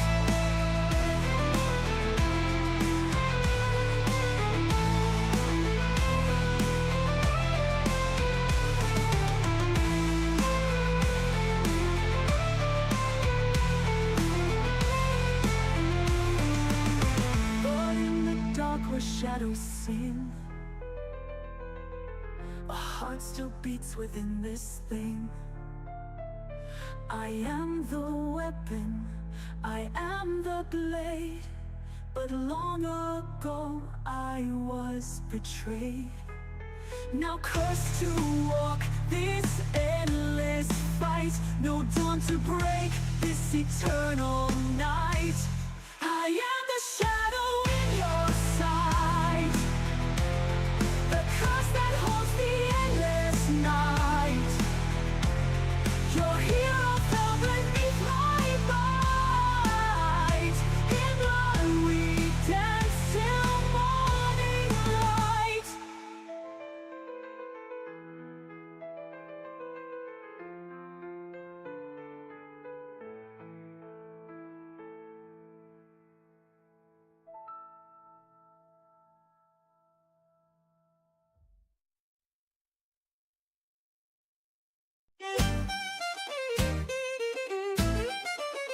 Come close, ye souls, both brave and brash, and hear the ghosts of the Saltmarsh mud. Fog rolls deep on the haunted tide. The Saltmarsh calls, no place to hide. A shipwreck looms, her sails like bone. The sea won't let her rest alone. Shadows dance round the lantern light, bones and gold in the dead of night. Raise the flag and sound the bell, ghosts of the Saltmarsh rise and swell. Storm and sea won't break our vow, we chase the past, we live for now. Whoa, whoa. A captain lost, his soul unchained, his whispers ride the wind and rain. They say his treasure still remains, buried deep beneath the waves. Shadows dance round the lantern light, bones and gold in the dead of night. Raise the flag and sound the bell, ghosts of the Saltmarsh rise and swell. Storm and sea won't break our vow, we chase the past, we live for now. Whoa, whoa.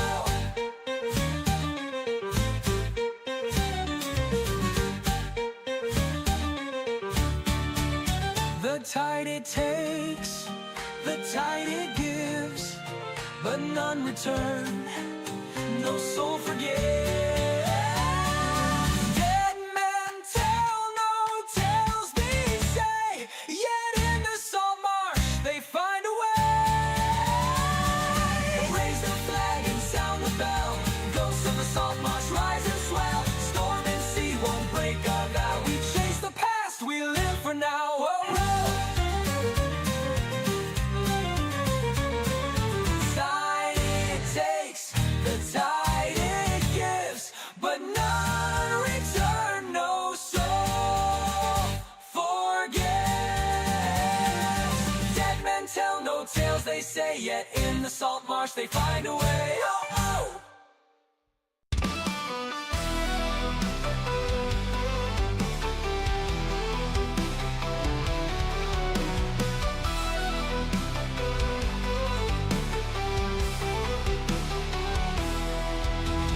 Sail to the north, where the frost winds blow, where the giants roam and the icebergs grow, to face Charles Stronghold in his frozen keep, and steal back the ship while we put him to sleep. Heave ho, hey ho, we bring her home, with Torvik's revenge on the icy foam. We broke the chains of frost and storm, and sailed her south where the winds are warm.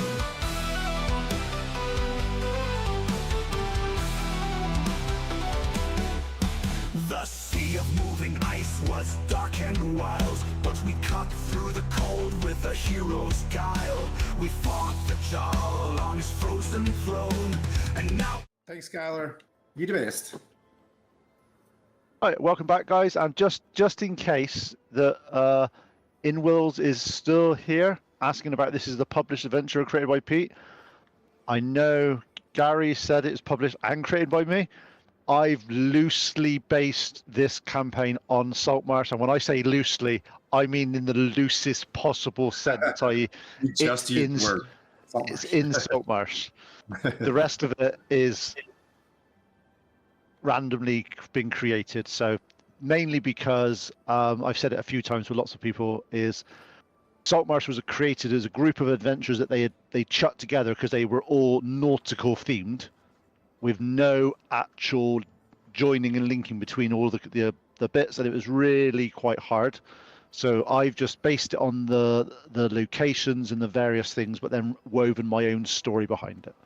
So it is a slightly, well, no, sorry, it's completely different than the book. So there's that. So now you've just finished with Xandros. You have been given a note from Eleander that to meet him in the war planning room in an hour. He's got some information to give you guys and to go through things.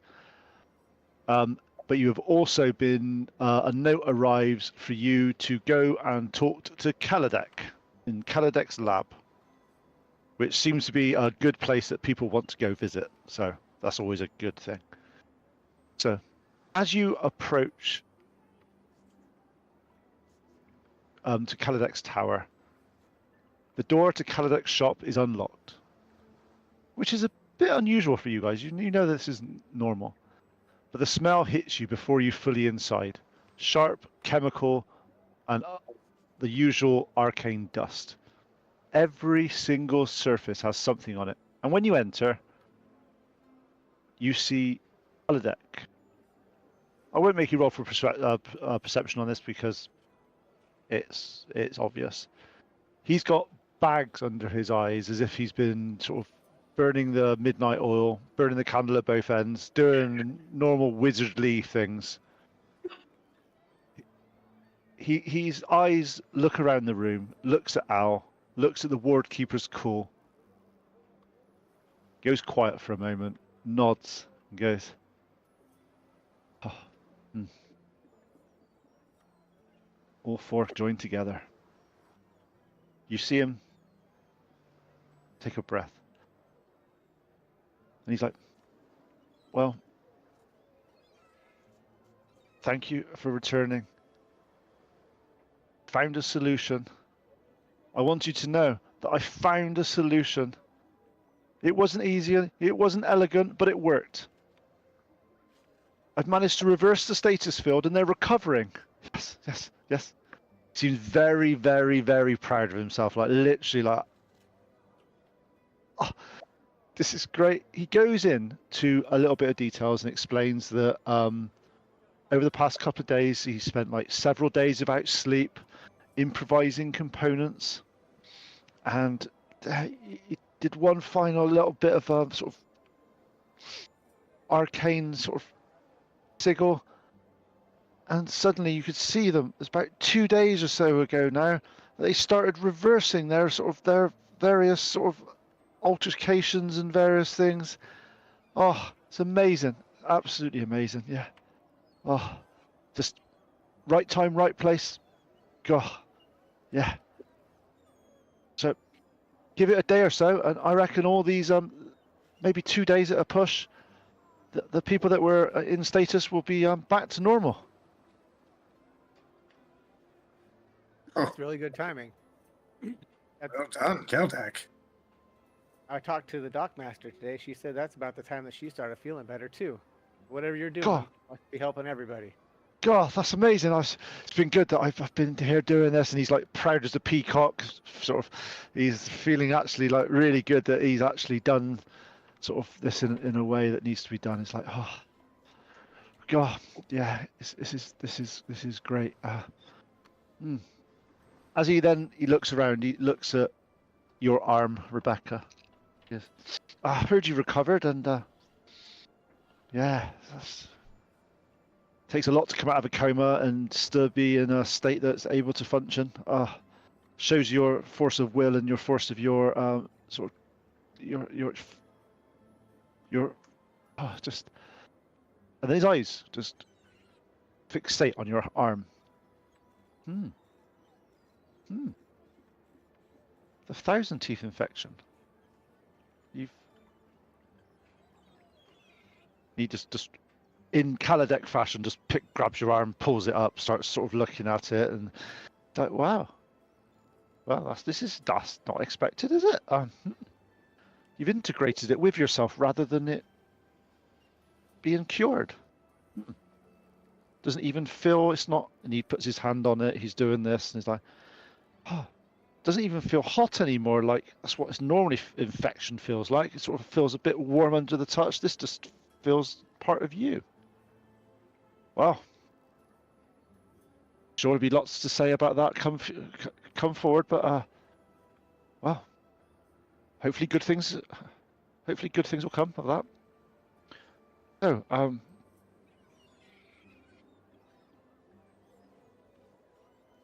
tell me more. What's happened? How can we work together some more? Do you want to come and see the status?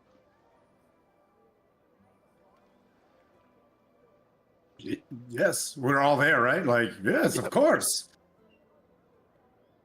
Is Bove there with you? Yep. All right, cool. Then yeah.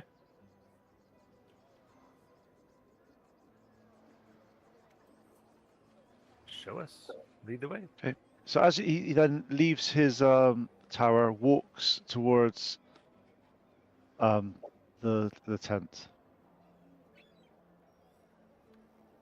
As you get there closer, you notice that before the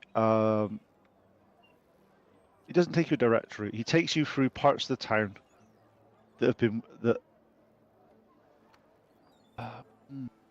past houses where shutters would have been closed for weeks, past the militia posts that had been twice the normal watch, letting you know what it looks like before, what it looks like now. As you start to see around, you see the rundown areas of Saltmarsh. The tents are still standing, but only one. The perimeter has changed. The rope barriers are still up. One of them nods at Kaladak with a relief of a man who has been keeping watch over something that is the relief of this guard is that maybe his duty now is nearing coming the end of watching these people. The smell has changed. The salt and stillness of something deep was wrong before. Now it's just canvas with a salt air and a faint herbal smell of Welgar's treatment. As he starts going, Kaladek's like, well, what you're about to see is the result of my intervention And I want that established before we go on, as he starts to he opens the flap. Okay. Yeah, as he I'm says, like, these I'm people just- are about to get turned into frogs, aren't they? yeah. As you do, you see silver circles are still on the ground, slightly scuffed. Now the edges are intact. Kaladek's geometric precision from weeks ago still holding its shape. The boundary stones are in their positions. The whole structure of the ritual is still there. And the cots, the 20 people, they've been moved closer together now. In the last few days, and you start to look at them, you start to, if you remember correctly, before you had people in various stages of transformation. Some that had gills, some that would their eyes had glassed over and were looking more Sahugan in features, unable to talk. Yeah, remember that. Yep.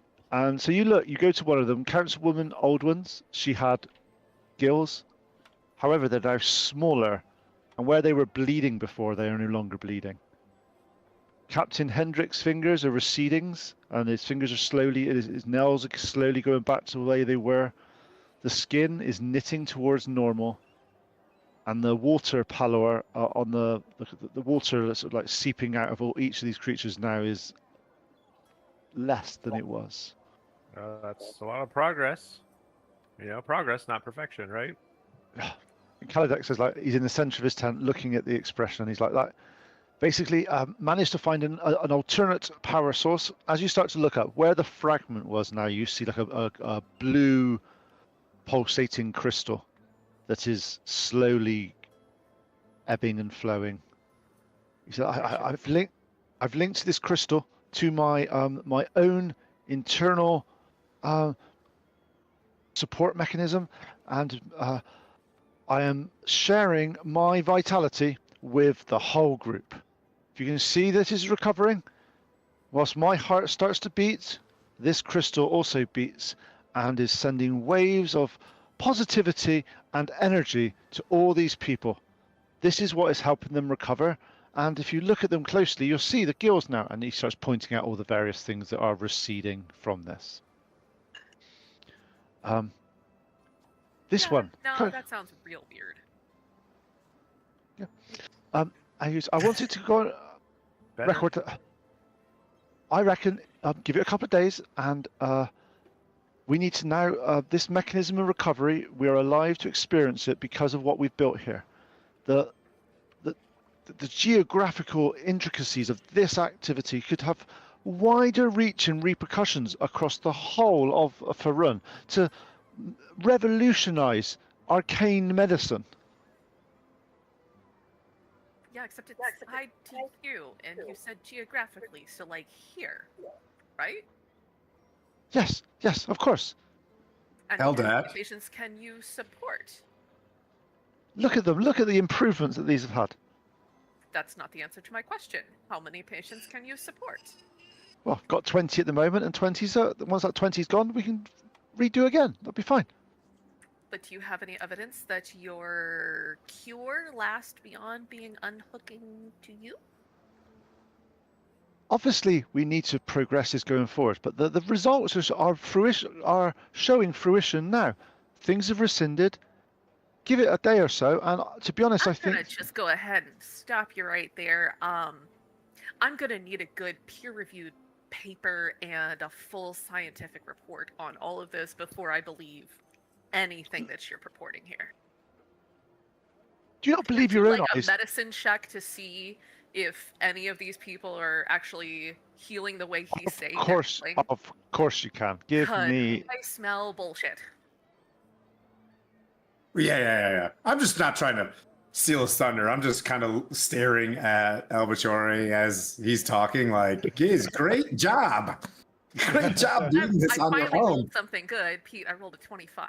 Nice. You, with your medicine and checking it in on here, and obviously with the, let's just say, the wider picture information that you have, should I say, is the honest answer? 2 days ago, these people started reverting away from their transformed self. Keldak was just at that point doing anything he could possibly do to keep these guys alive, because obviously the lure had been gone at this point. He was grasping at every single straws. What it feels like to you with your insight and that the roll and all that sort of stuff you got there is coincidences do happen on some grandeur scales. He just happened to do this thing that linked his life essence to this crystal around the exact time that you reforged the fragment and the aboleth got out. You don't know why the aboleth has stopped transforming these creatures. Sorry, humans now. They're no longer creatures. They are coming back to their normal selves. But it looks like whatever you guys did 2 days ago has reversed the clock on these people, and they are 100% looking at them, and you're looking at the various web. You saw the webbings going between their hands and all those. So it is definitely reverting at quite a phenomenal rate. I knew we left him in good hands. Good Yeah, job, it's kind of Keldak. Wow, incredible Yeah. job.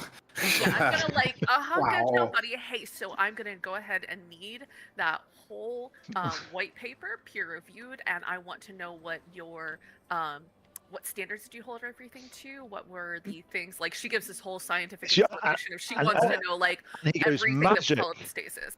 I'll He's like, look at Lily and be like, I will do the peer review on the white paper. I'm sure it's great. Well, He's full of bullshit. Yeah, it's okay. He's He happy. did this. Let him be happy. He can be happy, and I can still ask for scientific results. I think he might actually think he did it. I know. Oh, but no. you're- Actually, on that note, give me an insight check, Al. I would also believe that he thinks that he did it, and the reason why I'm asking him to give like the write up and be able to say, hey, these are the things that I held in stasis. These are the things that were, like I had to hold this, this, and this.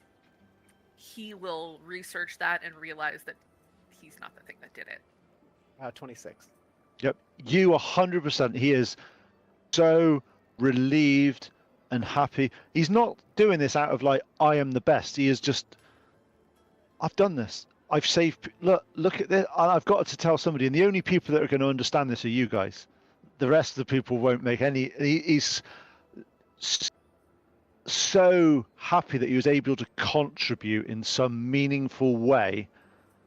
He 100% believes that this thing that he's done is what's actually reverted these people, but not in any malicious way. He's not doing this out of like, you guys are useless, I've done that. He just like, look what I've done, guys, look. yeah, I believe he believes that, and I'm gonna be And like, that's all why right. the write up would be good. So We'll make sure that aside he has the from cross reference to the time. his like lack of sleep, are there any other detrimental factors that this magic seems to have over him that would be a point of worry? Or It doesn't, but you do know how to get rid of exhaustion. You have ways of doing that. So if you do want to help him, there are things you can do. He looks like he's on 3 levels of exhaustion, which everyone knows it's getting to the bad points, okay? I can help him sleep. You can't punch him that hard. That's forever sleep. That's not. Well, I could say like I don't want to kill him and hit him.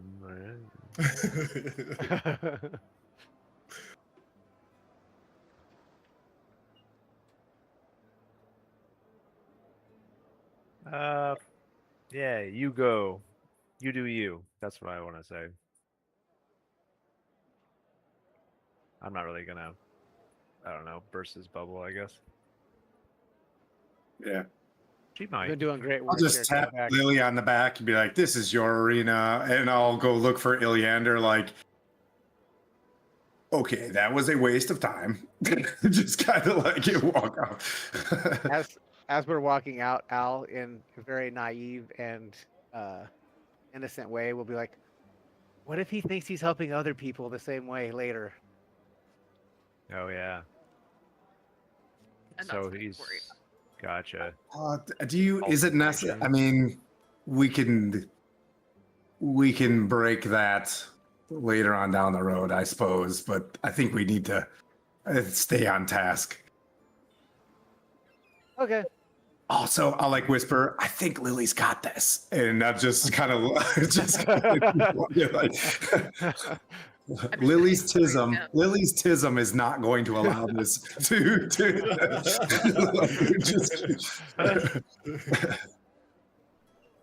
Let me tell you about my favorite types of spells and herbs and all the different ways that my herbs will heal you. I've meticulously studied all of them. Oh. No, it's that classic thing. Is it? But are you doing anything about his exhaustion or anything like that? Is anyone helping him out on that side of things, or? It looks That like might be his delusion of grandeur. Go from me, or he just needs a whole bunch of long rests.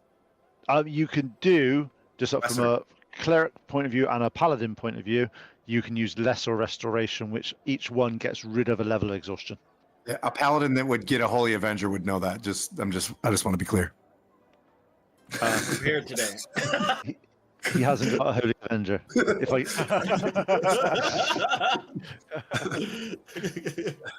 All right. I'll do like 3 lesser restos on him, and then at some point in time, I'm gonna have to do a little nappy nap. And by nappy nap, I mean long rest. Yeah, as Alf you cast, actually still has exhaustion from the trip home. I'm seeing him the whole time. Well, I can't help you Forgot. now. Yeah. you can cast it. You can use a higher level slot on a lesser restoration if you need to. It's only 1 level. Well, actually, so when I sleep, I won't get a long rest, right? It just takes away. How does that work? Yeah, you just need a long rest. You'll get a long rest, and you'll lose that level of exhaustion, so you're fine. It's not. Okay. But you only lose 1 level per night. Per night Yes. sleep. Yes. Okay. Gotcha. So 1 level is not a big deal. No, 1 level's not a problem. But if anyone knows, the 3 starts to get bad. Like, I mean, everything starts to get minuses and stuff. So.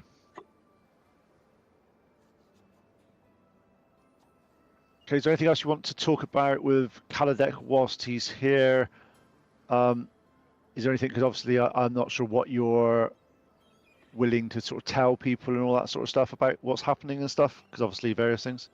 I think when he's back into his faculties after a rest, probably a better time to speak with him. If he's No, no. cuckoo for Cocoa Puffs right now, probably not the best time. When you've cast your lesser restoration on him, after each one, you start to see him sort of reassess and sort of come back to himself, and he's like, missed people like you guys being here. Yeah. Yeah. Looking at Lily. So I think you should do a few more reps on your research to ensure that you're really doing the doctor things that you say you're doing, just so that no one gets hurt or your feelings. Oh, of course. I haven't got feelings. The research will be will say what it is, and so far the results look promising. Yeah. Albichore, why don't you show him the device that we found, and maybe when he does an Arcana check on it, like a good wizard should do, does this help your medicine? At some point. Yeah. As he starts to look over your lair, he starts to say, he basically he does the classic Kaladek things of sort of holding this, and he pulls you around by your neck a little bit as he's getting it in the light and into different areas, and sort of magnifying, puts his glasses on the end of his nose as he's looking through things and starts sort of making notes and stuff, and he's like, oh, yes, this is the wardkeepers used to call this the root. This was the place where that's where you were. That's where you forged this, wasn't it? Is the root, the vault? Yeah, we've heard of that before. The root, the wave, the something. If that still exists, you must take me there one day to sort of show me around and see what's in there. That the history that must be there must be amazing. Must be, oh, All the books were So much- broken. It all fell apart. such a waste of history. Such a waste of history. So, my lad, how does this differ from your lure? It's all of the shards combined. Look, my lure's right here, and I kind of point at the little corner that's my lure. Yeah, he does that, and he flips back to his page, and you see. If you remember correctly, he was taking notes on your lure. That you were a little bit like, "Why the hell are you doing that?" But there's like a perfect drawing of your lure and stuff there. And he's like, "Oh yes, I can see how that bend there, that curve. Yeah, oh, that's a thing of beauty." And as he starts to feel his hand, I can feel the power coming from that. It must be useful for one such as yourself. I see Rebecca's with you as well. 2 ward keepers reunited. That bodes No, well there's for 5 of us. Pardon? 5? There's 5 of us. Yeah, we're all ward keepers now. You see him. He looks at each of you and he's like, "But they're ancient blood." Fire, fire, water, heart. Captain Planet. Fuck his heart. Get out of here. You can see. You can see. Yeah. See. You can see all us having shared memories of childhood of Captain Planet. Hello, fellow millennials. Yeah. Gen Xer here. Thank you. I'm old. A zennial. Exennial. Yeah. And he starts to go through there looking at it and he's like, wow. What else did you find? What else was at the this loot? Obviously, I if one day you'd be willing to take me there, it'd be a ambition, life's dream to see that sort of place. But I'll show him the journal that I took as well. Because I snatched up the journal from I'll be like, look, it's like a cool artifact that we got from the place. Maybe you could inscribe it somewhere so that we could spread the knowledge or something. Anything other than trying to heal anybody.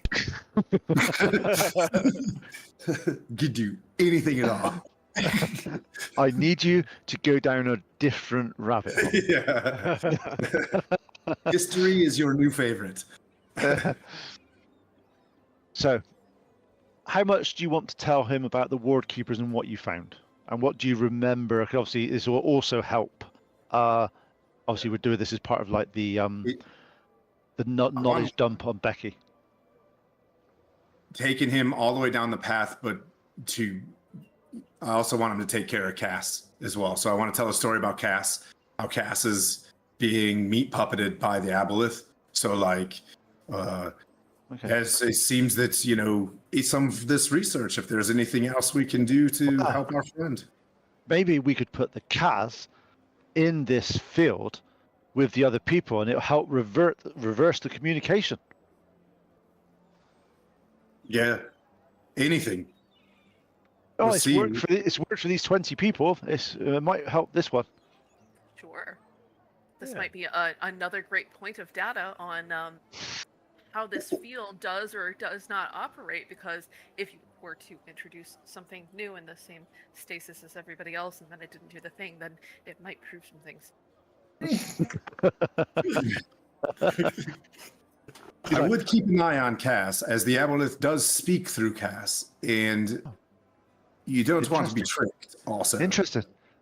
Whatever we did here 2 days ago, though, it did stop the haze that was from around this area as well. I'm not gonna lie, we forged that device exactly 2 days ago. I'm sorry, and I give a big hug. I'm like, buddy, I think, yeah, we have to turn the page on this because we've only got a few more hours left before we gotta get in the boat. So please turn the page. He's like, so you spend the next few minutes and you see him go quiet, sit down, he's a bit despondent. He picks up a book, just shuts it, puts it down. You He's just like, killed him, Tim. You crushed his soul. Yeah, we're running out How of dare time. you. How about? Yes. Sorry, buddy. Tap, tap, tap. I'm kidding. he's like, 100% with me. well, that certainly changes things a bit, but But you In did that a really case- good job, and you tried really hard. Yeah, the fact that you care and you stuck to it, ooh, you know what I mean? Like that's a win. Hero. give Yep. give me a persuasion check, Tim. Ooh, 17 plus. One sec. I gotta find Tim. Antoine, I mean, whatever my name is. Persuasion plus 8. What? 24. Finally. Hang on, You did are you a just- great guy. Did you just have 17 plus 8 and make that 24? Math ain't mathin'. Math ain't massive. 25. 25. That's a really Sorry. good number. 25 is a really good number. So, as you start to explain, You're to gonna would Callum- you pick on call me him out over on that? one? Over one? You're gonna call me out over one in How public? does that result But- change the? Everybody? was 25 what I needed? Okay. 25 was the DC. That's Roger that. 20 was actually a lower DC, but anything over 25, such an exceptional thing that really good things happen. Yeah. 25, that's what I'm saying. 25 is a really exceptional number. Plus, he So just had to Tim- call out your math. There's that as well. Anton, carry on. Right. So, Anton, you're sat there. You're going through a Kaladeck, and you're being your normal, belligerent and detail-driven self that you are from a lieutenant on the side you're doing. However, you're doing it in such a way that he feels that you've made him feel so much better about him believing and looking. He was feeling a bit foolish that he had tried to take credit for this sort of stuff, but the actual fact that you've sat there and you've gone through and sat down with him and said about if it didn't have happened, you're the only one that stood a chance of saving these people. Over the course of this conversation, Kaladeck sits there and says, it's one thing that does make sense. If you 2 days ago this happened, why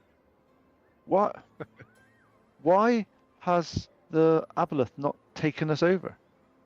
If it's free now, if it's able to do stuff, able to be, Because it knows that we are coming for it. So it knows we're going to bring this to it and kill it. So it's just waiting. I think it's pretty confident. But we shall see. But it's if coming it's, out regardless. oh, I get that. No, 100% that's not my area of expertise at all. But I'm just trying to understand why. It's as if it doesn't care about Saltmarsh and its inhabitants anymore. It's like just released its hold and said, no, I don't care anymore. Well, if it was a world-ending creature and Waterdeep was just 100 miles north, I think it decided it's got a bigger refrigerator. Do we have refrigerators in Faerun? It's got a bigger cabinet to feast upon. Well, in that case, then, you have earned Saltmarsh a reprieve. You have. Yes, I know that there's wider implications, but from what we know about the Aboleth, and he sits there and he gets out his books again and starts going through the various things, and he's like, let me ask you this question. I'll ask each of you this question.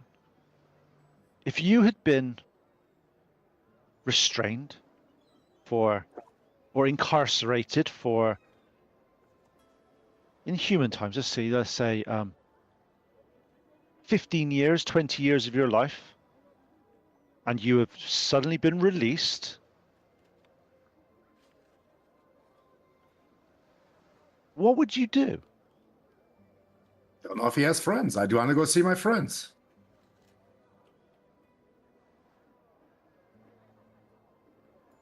So that's Lily, what would you do?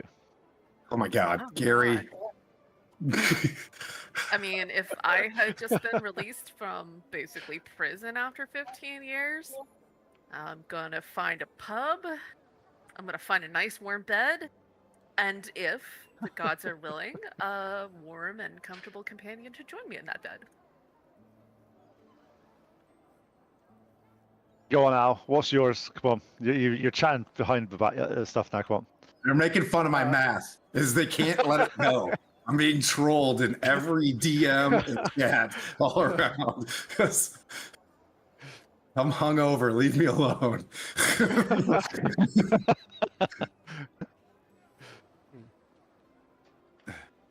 Stop doing it. So, Al, what would you do if you'd had that many years incarcerated? What would be your choice? What would you do?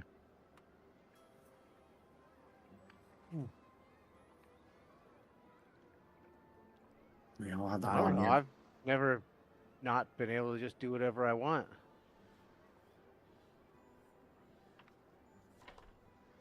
Now, Pete, you're the DM and you're trolling me while playing. Stop. You know, if anyone says one time, you've got to answer I at mean, band camp. That's Yeah, a. That's a. Okay, Sorry. but how many of you have ever actually been to band camp? Yeah, I've been on loads. It was the conversation I had with at school. Was people used to take the piss out of me for going to sort of the band and that, and it was like, I'm going a tour around Europe with band. There's 60 people on the coach, and there's 3 guys. Versus you're going on a rugby trip with 30 lads on a coach. Okay, well done. That's their thing. I mean, Heated Rivalry is one of the biggest TV shows right now. Oh no.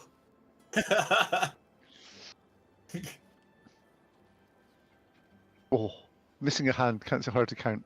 Oh, Bove, that was aimed at you. That must have been. Must have been. Yeah. I would definitely eat as much good food as I could get, as long as I had the money to afford it. Eat all of the food. The drink's good, but definitely fill my belly. We're being goaded into something. Yep, fill my belly, and after that, for good night's rest, have a nice big breakfast, go out and bowl, bend, and heat some steel. Feel that under do my lots of feel the weight. So you would you'd recover, you'd do some enjoyment, and then do something that you thoroughly enjoyed. thoroughly enjoyed. Now, yes, which Okay. those are the 2 things I enjoy the most in the world: Seems to be a trend filling my amongst all of belly you. and doing my Okay. smithing. Okay, and Rebecca.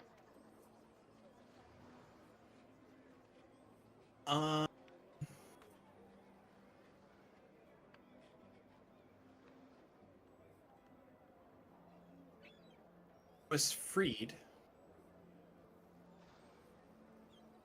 I guess the first thing I would think of is why was the place that I was held, why was that the location picked over anything else?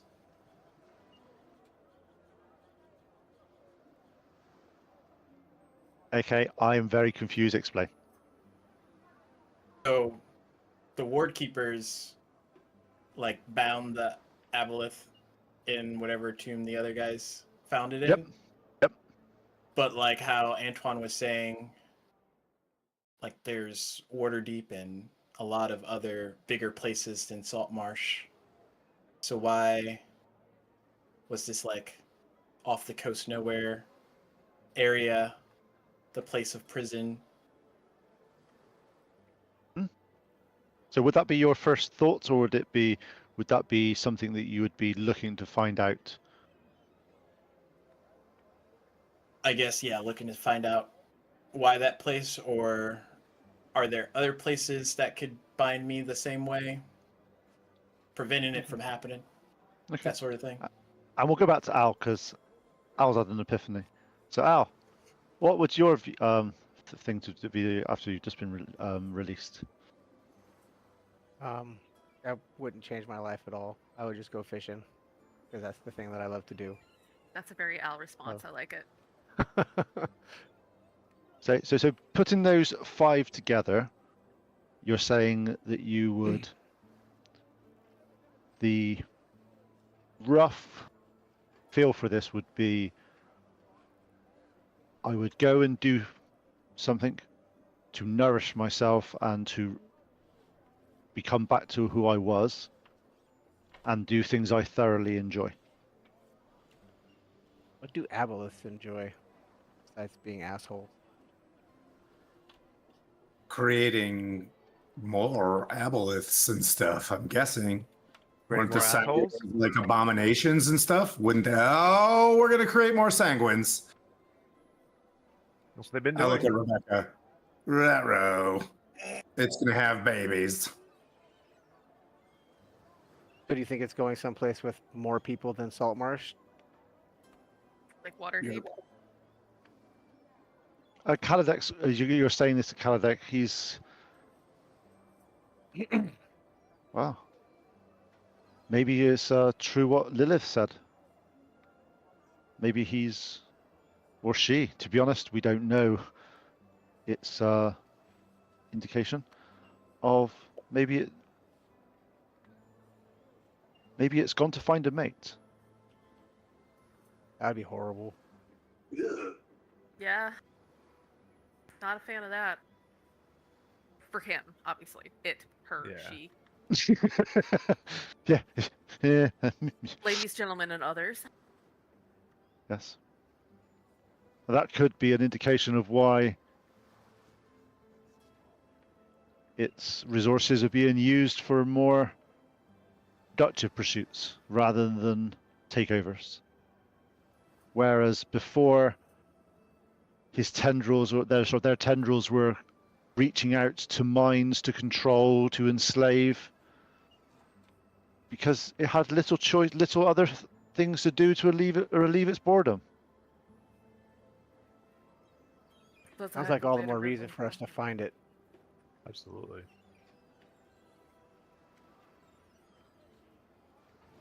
I was gonna take off towards the ghost. Let's go, guys! Let's go. Yeah, kind of like I'll do some more research. It's to be honest, there's very little we understand of why aboleths are what they are, and what are their actual aims. And Anton, how can I help? So I was just thinking, above the table, Becky had a dream about a slow-moving creature going somewhere. Is this thing about to mate with a dang kraken? Like there's a big giant creature. I'm looking at Pete's face. You don't want to play poker with me. Well, is the aboleth playing poker with the Is it a top or a bottom though? I don't know. Either way, they make babies. Is not good. Making babies, then it better be a top. Yeah, I don't know. I don't know about these things. What I'm saying is, are they? No, actually, wait. Nor do I. What am I saying? Right, Karen.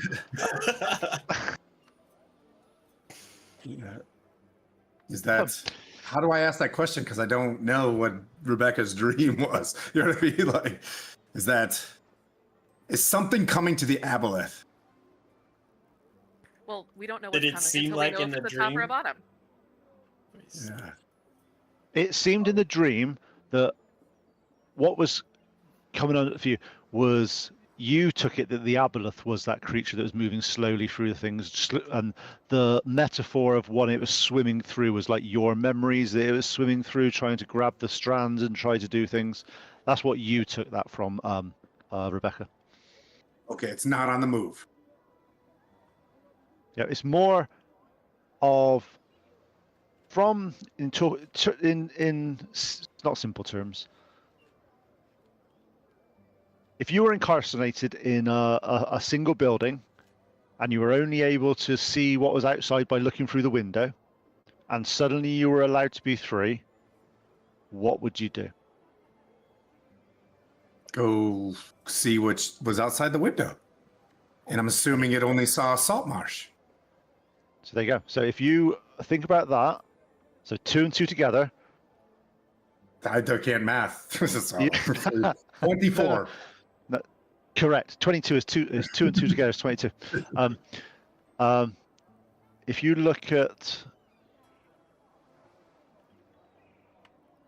where the Aboleth was incarcerated, you would expect the Aboleth to leave where that is where he is incarcerated, given the opportunity to do so.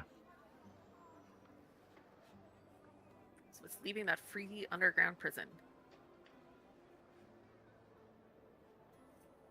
Rebecca will relay, at least if it was the Aboleth in her thoughts, that it did seem patient and not in a hurry to get where it needed to go.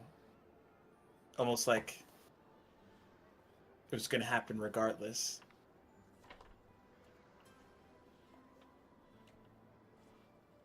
Sorry, there's a whole funny thing going on in the chat. Oh god, I can't open it. I gotta keep it closed. Okay. So are we saying we think it's coming to us? No, you're thinking that you don't know where it. You know, I'll be honest. This is You know that he won't be where you expect him to be because he's able to go places, and he's not very unlikely to stay there now that he's been freed. Does the lure point to it? Does the sextant that I have, does it point to it? The navigation tool that we found, I found the navigation tool inside this thing in the temple. Yes, you did.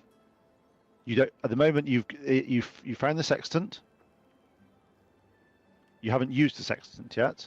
So I'm saying all I'm saying is.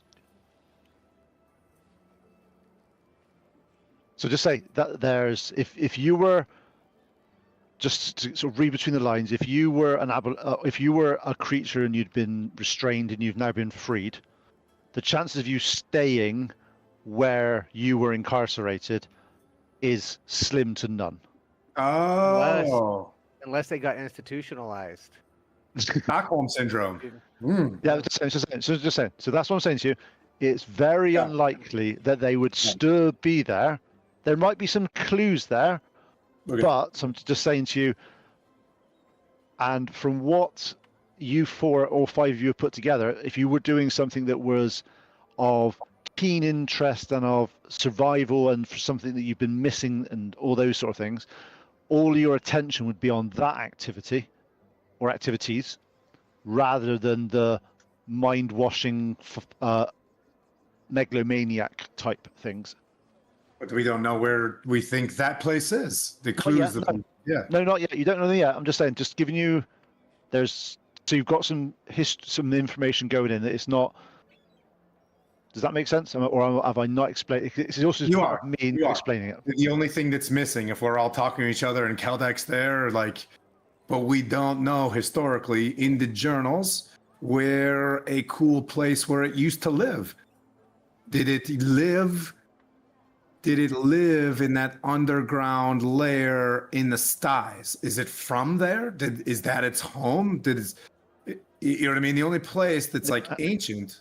And kind of that sort of, he's like, yeah, that's again more questions than answers, but seems we have breathing room now. Looking at what's happened around here and looking at maybe we should find out. I should send some messages to the styes and the various other elements that have been influenced by this creature and see if it's not just Saltmarsh that is in. Well, it's not in remission. All the way north to Luskin, there has been sicknesses. Luskin, Waterdeep, all through the coast, there has been happenings. But the only person that I can't speak to, probably Iliander from the Lord's Alliance, might know something. But I have to wait maybe we should for 30 more minutes. maybe we should go where it was and see if there's any clues there. If we don't find anything, yes, absolutely. Question to the party. Did the members of Saltmarsh change first, and then you went and sought where the aboleth was to free it? We found the aboleth because there was activities of sanguine when you went into your coma. We discovered the holding cell of this thing. That's where the 2 ships were lost, and we brought back some information in one of the pieces of the lures. And in the meantime, we went to the Styes, and then we went to the Forge, is a desert island. Yep. But for all intents and purposes, when we put this together, we know that that unlocks the aboleth. But we thought we had to like place it against some sort of lock, but apparently the aboleth is loose.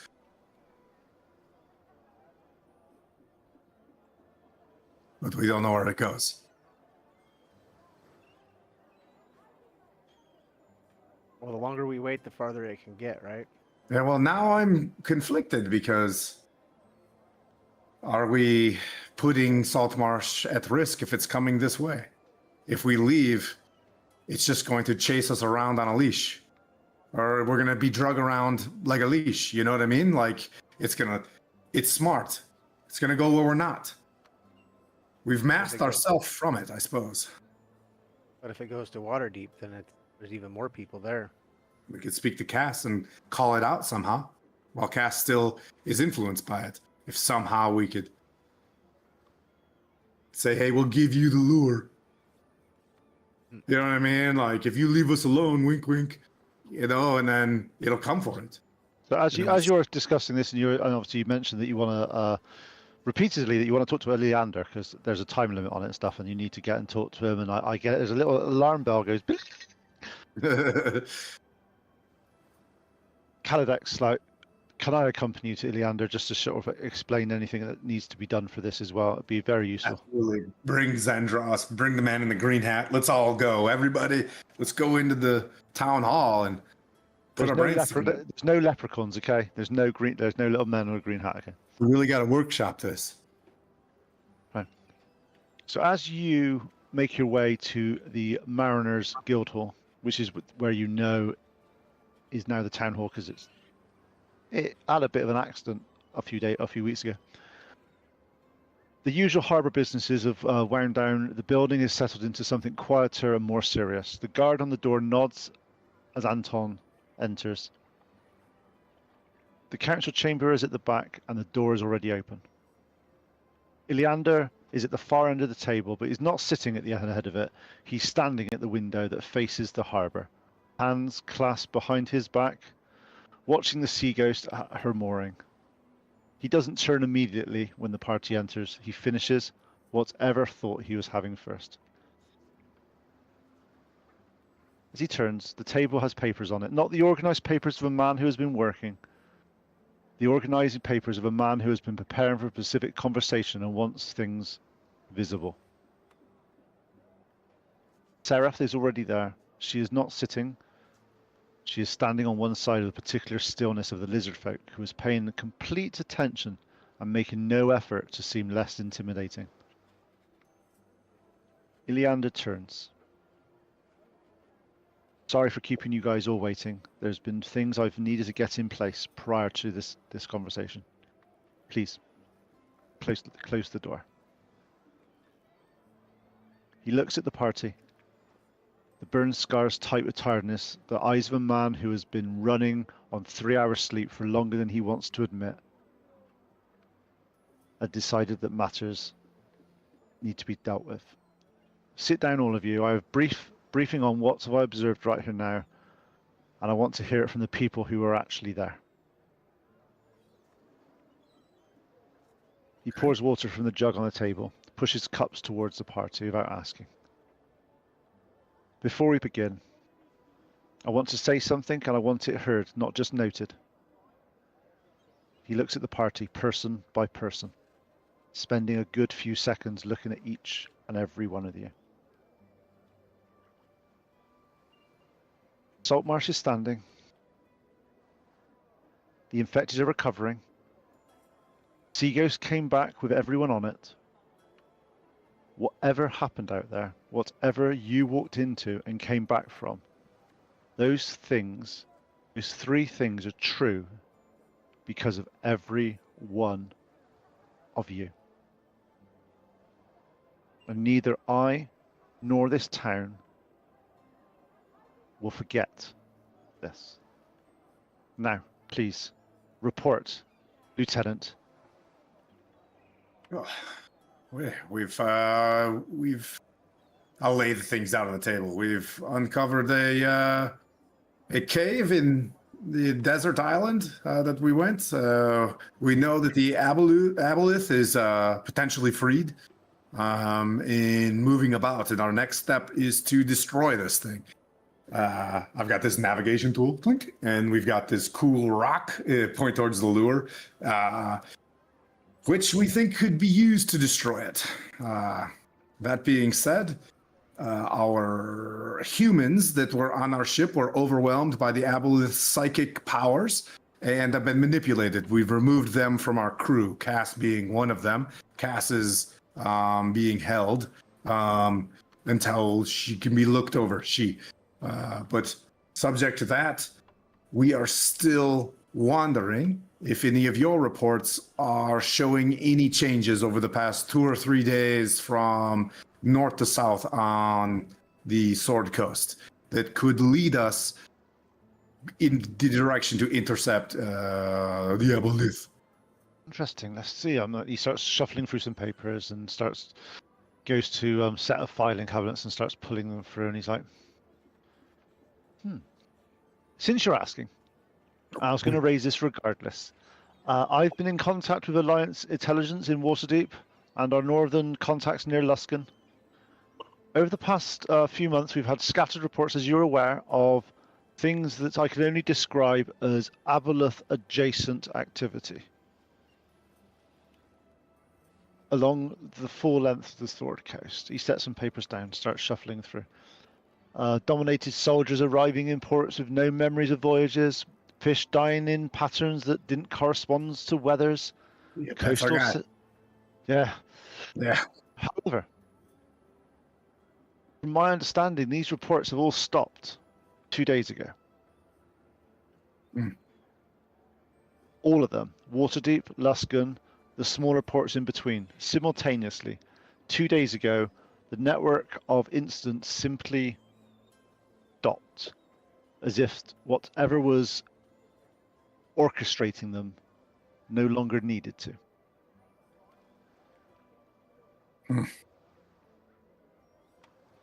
This thing is on the way to us. I'll stand up. This thing is coming for this device. We need to get it away from. We need to get it away from everybody. We need to get back in the ocean where it can't do any damage. As I can roll an insight or whatever, but I firmly believe that it wants to grab this device, and I'll point it at Albatori and destroy it itself. And if we have that, we can face it. As you are doing this, Sarath, in his normal, slow, methodicus, goes 2 days ago.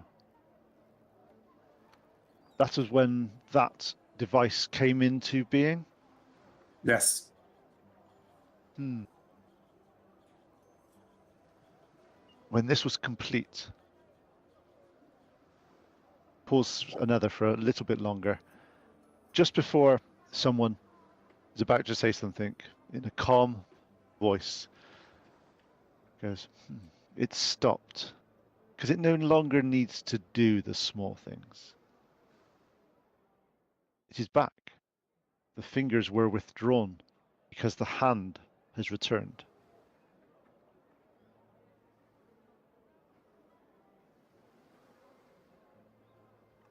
Oh, but it's the only device that would lock this thing back up and destroy it is in our possession. Yes. If, But it also, if I was the bad guy, I'm coming for this thing. that makes sense. It also means from what we're getting this information now, and your line of questioning here is very, very astute, Lieutenant. You'll make a fine commander, officer. It's as if it had all its fingers spread out across Farun, doing things and finding things, and it doesn't need that information anymore. So it's withdrawn the level of influence that it would need to do something else.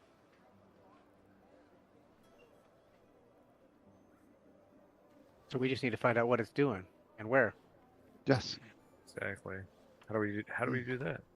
Augury. Or augury, we could use there's spells that we could use. On intervention, I could ask my goddess.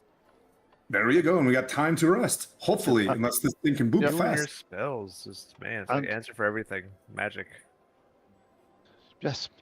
And Leander goes, and Lieutenant, remember your military training. Why do enemies go quiet? Man, They're moving. It's moving. It's either waiting or moving or some sort of surprise. I presume. It's Yes, preparing. so they're either defeated or they're preparing for something that they don't want to be observed.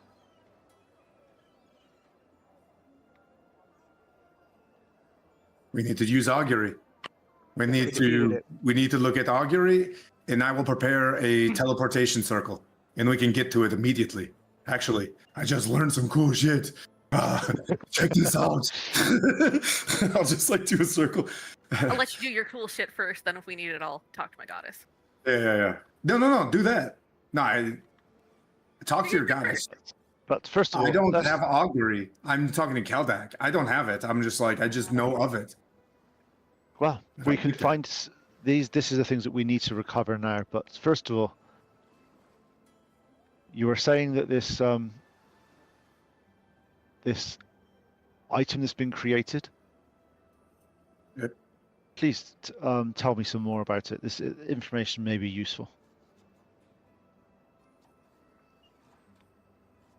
There's been about 5 kaiju that were used. There was a land monster, a water monster, a root, the anchor, and I'll describe all of those things.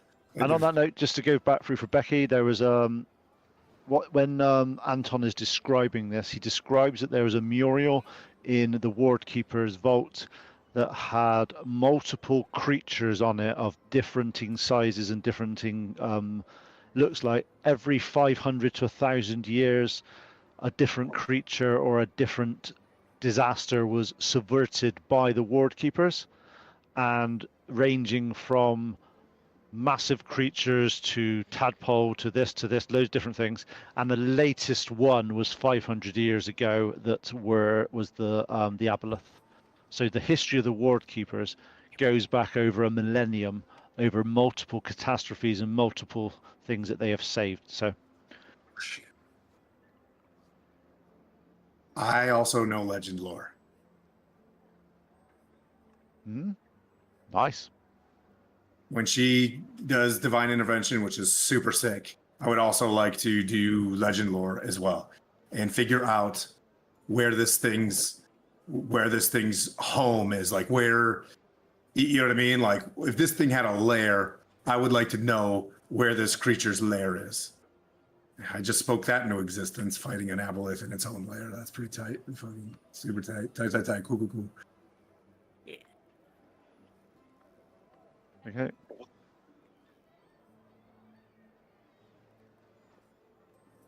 Okay, so not just writing some notes, so I need to remember some shit as well. Okay, so are you going to be? Obviously, you mentioned this about the thing. I take it you're telling Leander about that your ward keepers. Are you keeping that secret? No, I think everything that we can. Yeah, Yes, I don't see why we're nervous about saying everything because, right? Like this creature, I think knows everything as well. I mean, we're fighting a giant brain. We might as well be transparent with. I'll ask the also, party. and also, it looks like as I said, the tendrils have all been withdrawn in, so it doesn't seem to be doing his mass. Yeah. I Okay. mean, everything. The ward keepers, the wave, the flame, the root, the anchor, You everything see- about the. When you're going through this, you're seeing in front of you a commanding officer of you know the type. You guys know the type more than I do. So that you're talking to them and they're doing mental mathematicians in their heads about force projection, tactical operations, what interventions could mean, what do I need to do, what do I need to do, who I do need to get involved, who do I need to sort this out, and he's basically doing mental gymnastics in his mind, and he's like, right, can this capacity of ward keepers be extended? More troops, more trained people, more ward keepers. Is this instrument? Is this able to be replicated? Can we create more of them? I don't think so. Do you know anything of the cauldron, Bove, that at this forge? It seemed as if we was a one and done thing. Like we were destined. But it seemed Unfortunately, like it there's a was. mural, We'd wanna and it go seems back. that, yeah. There was a hit mural with history, and it told us different what do you call it? I'm looking at notes. He's remembering the different groups, right? A carved timeline of different groups: or aquatic, the aerial, grounded, and earthy, right? And the fourth was the obelisk. Remember that being in that room as well. But as far as that pot goes, besides you wanting to put my hand in it, I don't really know what else we could have done with it. Yeah, I remember that. It is good. But it seemed like that was the purpose, was to make the lure for Albasaur. Hmm. But if Well, there's anything else we can use, That's fair. I don't know. It's okay. I'm just talking. I'm just trying to find out. I'm just establishing parameters, and 5 ward keepers are better than 2 than we had at the start of this. Well, This thing was made by a magical forge that didn't even use fire, and it was made by people hundreds of thousands of years ago and then split apart. I don't think we can make another one. I'm gonna look over at Albacore. Dang! There he is. Are you 14 now? You must use that sounded like a 14-year-old, not a 13. You're a real big boy. no, Let me see. I thought he had gone from 12 to 13 because he's now got teenager attitude. Yeah. Okay. That's right. That's right. Oh man, can't wait for that next year. And all the parents out there completely know where I'm coming from. Oh, I am dealing with it. Trust me. Well, okay. He's he said, Sarath starts to sort of say, well, 5 ward keepers, or 2 ward keepers walked in and 5 walked out. This is not a small thing. At least we have 5. Right. Also, Iliandra says, I need to raise something with you. This isn't a question, it's a proposal, or at least the beginning of one. He looks at Anton, Sarath, and the party. I'm sure you have noticed changes in Saltmarsh the past few days. What's happened when you were gone?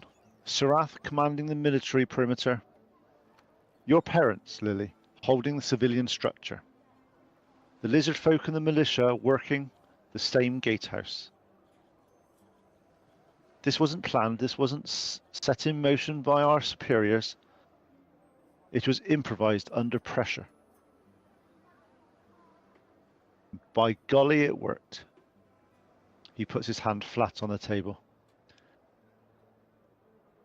In times like this, it comes to the commanding officer to make things not improvised, not informal, and to make them a formal structure. The Lord's Alliance providing naval reach and political authority, Saltmarsh as the civic and intelligence hub, the lizard folk as its coastal military presence that knows these waters better than any of us. You see him. Whereas before, you had always sensed a slight reluctance from Iliander in terms of the lizard folk. They weren't something that he was used to dealing with. But over the past few days and the past weeks of working with these people, with these lizard folk, he has grown to respect them a lot more. He looks at Sarath and says, "You've held this town's perimeter from people that my commanders don't even know. My senior commanders report to me, and they don't even know you exist. One of the key people in this alliance. This needs to change." You see Sarath sort of look at... They could make quizzical looks. They could, but he's a lizard folk. They're very emotionless. He's like, "I was sent by Queen to help clutch and protect Saltmarsh. We stayed when it was difficult. This is what the Alliance means to us. Not words on paper, actions. And we stand by those actions."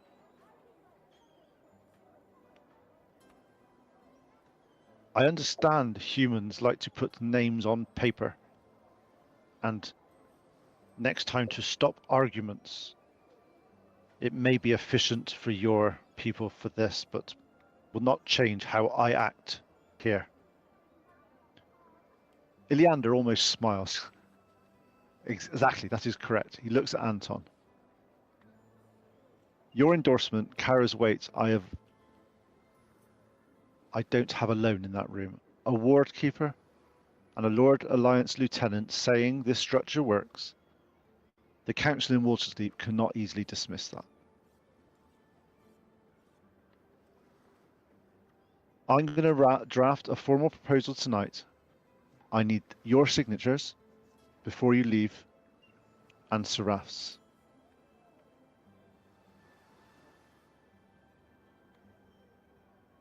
Before I do so, does anyone here, he looks around the room, have any concerns about solidifying this alliance wider than Saltmarsh? That is Sarath. I'll point at him. It's Sarath's commitment. Iliander says, "We'll have to give him a rank suitable, but it will not be a Lord's Alliance rank. It will be an allied partner of the Lord's Alliance. So he has autonomy to do with what he wishes and how he does it here. At any point, the Alliance starts treating this venture rather than a partnership, I want you to come to me directly. I do not wish them enforcing their will and their ways on you."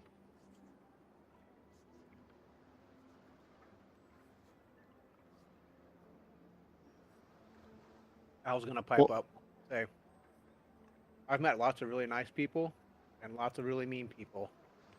Maybe there's really good lizard people and really bad lizard people. So why don't we just treat everybody based on what they do and what they look like?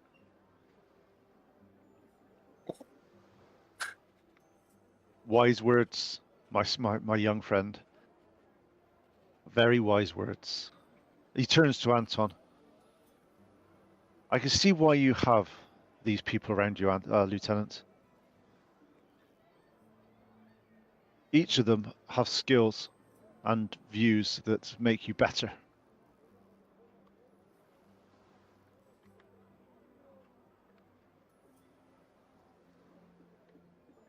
There's one final thing I need to say, and I'm telling you this information because you need to hear it. I have 3 senior commanders in Waterdeep who want to put ships in the water north of here, find out what is building in the deep channels, engage it directly.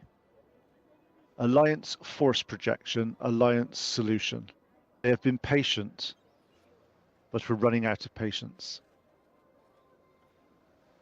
I've been telling them that the situation is being handled by people who understand it better than any fleet captain does. I've been telling them that a Lord's Alliance lieutenant with Wardkeeper backing has the endgame in hand. I need to keep being able to say that. Not indefinitely, but long enough.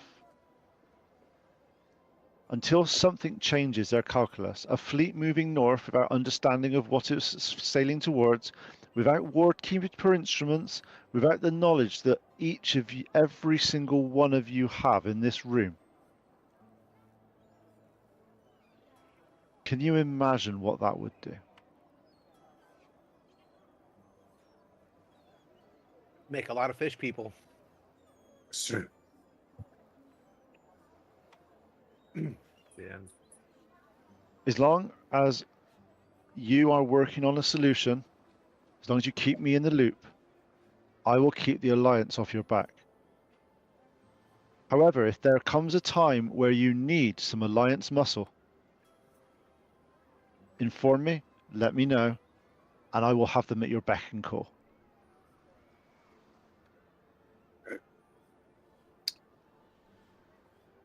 We're running a bit out of time. We'll sign the alliance. This is fantastic. But we need to get on the move and get to a place that doesn't have any civilian population around it. So what I would ask for you, sir, is to help get our ship ready. Gather what resources we can in terms of healing, healers kits, and things like that that can get us along our way, because we're going to get beat up bad. You always seem to recover. Again, a party that is able to patch itself up mentally and physically like you guys have been able to. That is a squad of people I have never had under my command before.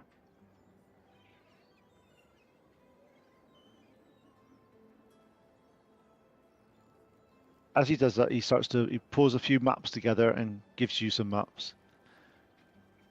Right, these are some Alliance scouts past 3 weeks. Some deep water currents have changed, not dramatically, but measurably. Something is redirecting them a little bit. He gives you some maps of where they are.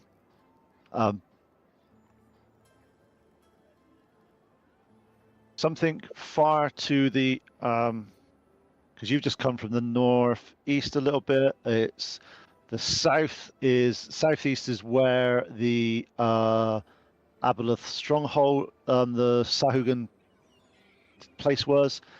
To the southeast, yeah, southwest, he describes that there seems to be something moving around that location, something large and stationary. Not moving too far, seems to be redirecting currents around it. It's yours for whatever it's worth. We've not had any more information than that, but it could help at some point.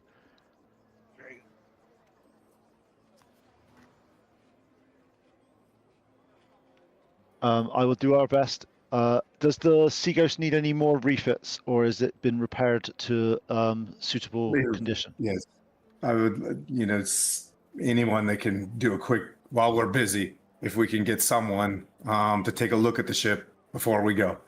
That would be great. I can instruct the Some carpenter or something. definitely. I could definitely get some people to look at that for you. I will I'll let my men talk to your men on that one, and we can deal with the details later. It's not for us to discuss at this point.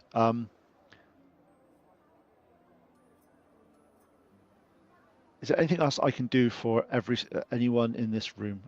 I will find out. I will find any provisions and various things we can. I know tomorrow we are late tomorrow we are expecting a ship from Waterdeep, which should have some more provisions on it.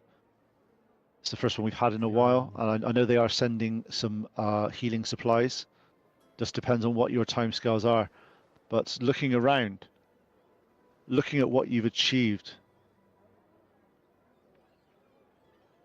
I do believe we do have. It's nice to breathe sometimes and to think, have time to make decisions and to research and learn instead of just act. Sometimes acting's important, but sometimes research gathering is also important. I think so. I'll look over at Lily. I think it's time for you to speak to your god. And maybe whatever clues you get from your god, I can then translate into a legend lore spell. Right? Because I only know a little bit. Like, I think I want to look for the lair, but maybe when you speak to your god, I can take whatever message you receive there and amplify it through legend lore to get a better heading. What do you think, Albachore? I like it. I like it. High fives? High fives. As you are all leaving the Iliander, Iliander calls you back, Anton. Sir, how can I be assistance? This comes after everything else is said. There's been some farewells. Iliander's gathering his papers, calls you over. Right, one more thing. He doesn't look up immediately, but when he does, his expressions change slightly. The officer's composure is still there, but something underneath is a little bit less guarded. As you know, your father served with me for 6 years before he transferred north. We disagreed about almost everything tactically. The bastard was usually right as well. What you've done here, the Alliance work alongside the Ward Keeper's work, the Lizard Folk Alliance, keeping this town functional whilst managing something that should not have been beyond any level of Lieutenant's remit. He would have handled it exactly this way. I want you to know that I mean this is the highest possible compliment I'm capable of giving. As he does that, he reverts back and starts carrying on with his paperwork as if... Is there anything you want to say? I would appreciate that. Thank you. You're dismissed, Lieutenant. Good luck. Salute him, in the Waterdeep fashion, and get to work. Get some rest, Lieutenant. Tomorrow Thanks starts for the early. raid, guys. Thanks for the big raid. Appreciate it. Oh, thank you.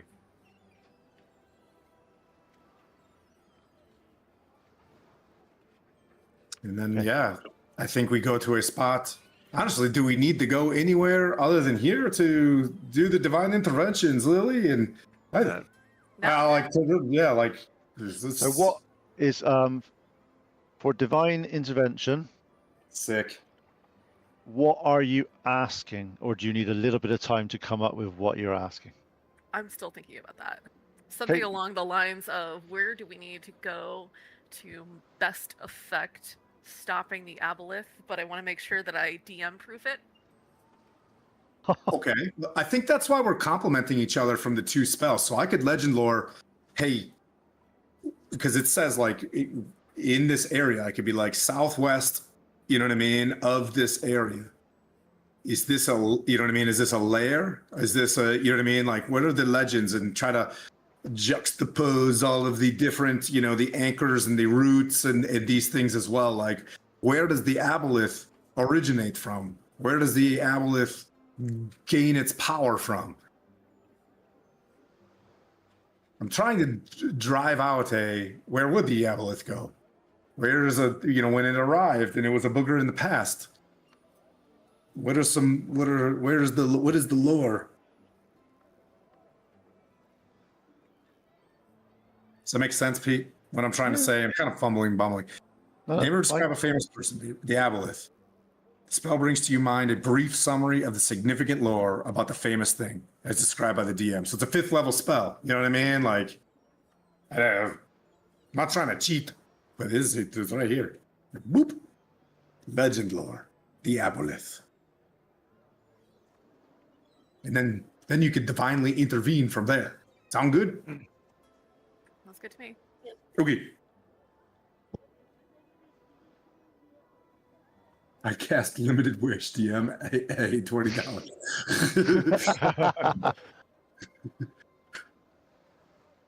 Okay.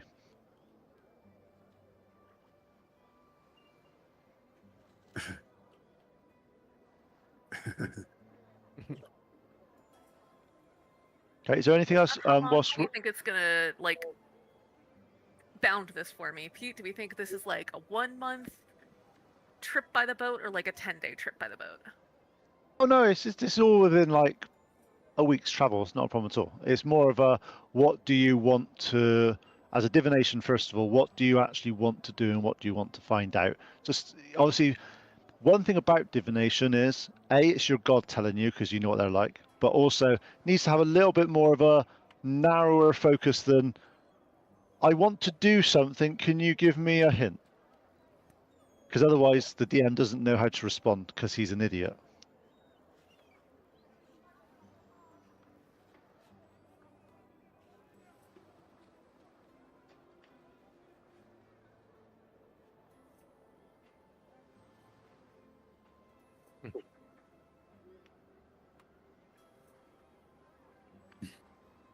Okay.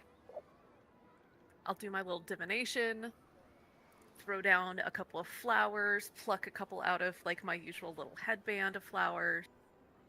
Yep. And she prays to her goddess and she says, "What is the current physical location of the aboleth? Please describe using clear, recognizable landmarks, and what is the most direct and survivable path we can take to reach it?"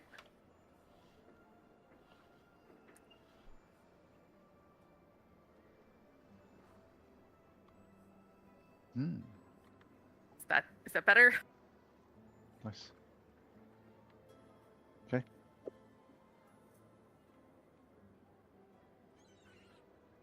Just thinking. Just trying to consider something. Yeah. Okay. So, obviously, you're just obviously I know you know, but just reminding people that are watching and all this sort of stuff that Lily's god is Shanti, and that's the god of harvest, earth god, god things that grow in soils, all those sort of things, and does all that sort of stuff. So, as you frame the question, and you ask there, how do we get there? Where is it right now? How do we get there? You kneel, you reach for that familiar hand. Taking a little bit longer to find, the little bit longer to sense that thread. Shanti answers, but her voice is different this time. Not the warm certainty of harvest and soil, something slightly further away. The sounds differently.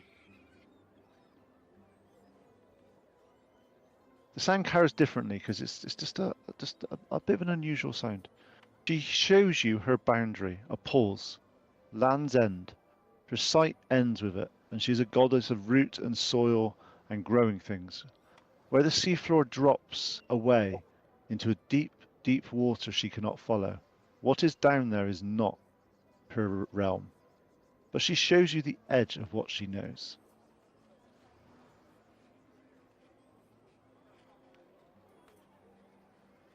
South, west, the coastline as seen from above, the marshes, headlands, and fishing villages getting smaller towards the north, sorry. The water getting darker as the shelves drop away. A specific point where the current changes, where the water temperature drops, where the fish that belong to her and her waters stop.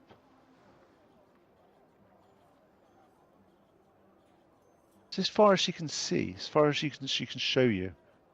Can't see what's behind it. Then quietly, she gives away one of her most important things, a single image. Seagrass on the sea floor, the shallow kind that grows in sheltered bays, the kind that needs light to live. and in the middle of it, a shadow, not cast by anything above, coming from below. Something very, very large and still and deep.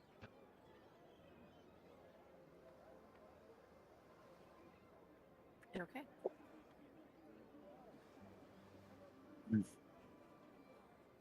Well, y'all, middling success here.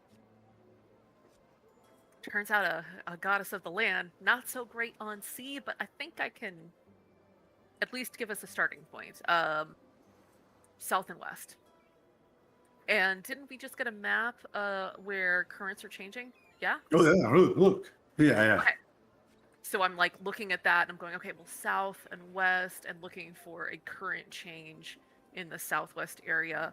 I know that the temperature has dropped, and based on her, like, it's because it got deep. I'm looking for spots where it's southwest, the current has changed recently, and it's very, very deep, some kind of And like a trench. you're looking on the map and you start to see that there is a trench about 6 or 7 days travel to the southwest. It seems to be an area where there's been some disappearances of various ships over the years and various things, but not too many. But it seems to be an area where a lot of the sea vessels avoid rather than go over. They seem to just skirt around that area rather than go over it. And from a legend lore perspective, what do you wish to ask Anton? I think based on the information that we have, is there a legend or lore of a lair in that location where it goes to rest? It's just, it seems weird that it moved from one place to the next. Why does it like this place? You know what I mean? Like, is there legend and lore of the creature going to this spot? And where, above table, I have teleportation circle, right? So like if I can know where this thing is and I can see it or whatever in my mind, like we can go there. I would tell everybody that we could jam up on a ritual to breathe.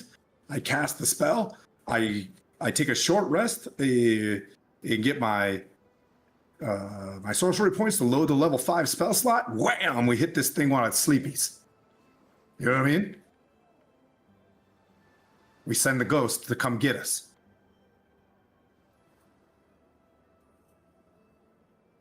Okay. Think that'll be enough? Guys, it's a one-way ticket. I'll look above. Either we defeat this thing, but we need to do it immediately. This thing is so dangerous. I feel compelled that if we can get to it instantly, we need to go there. And so if this thing is just sitting on its butt, whammy. Okay, so you start to concentrate and you sit down Okay. with your spell. You cast your legend lore. How long does it take to cast? Is it like one of those hour ones, The or is it? audacity of asking me things today. It is 10 minutes to cast. So yeah, okay. So you sit there, you start to concentrate, you start drawing the symbols out, and for a sorcerer, this is one of your more in-depth spells that you've got. Normally, things just happen because you don't need to do anything complicated. But even this one, you see the rest of you. You see Anton sit cross-legged, hands out, close his eyes, start to concentrate, and you start to see symbols and magical glyphs start appearing and swirling and marrying up in front of him.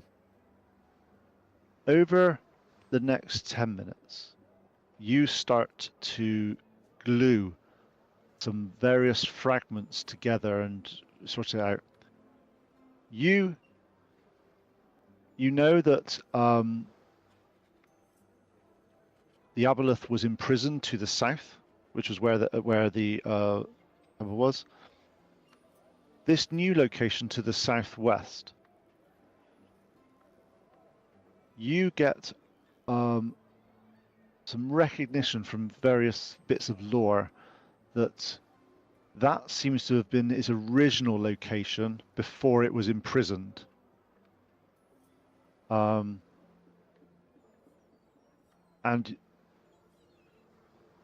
based on this 500 years ago, that was when a lot of the original lore of the land and the lore of the sea, that's where the area became off of bounds from people traveling there on boat, because the amount of boats that were suddenly just swallowed up by the waves and never to be seen again.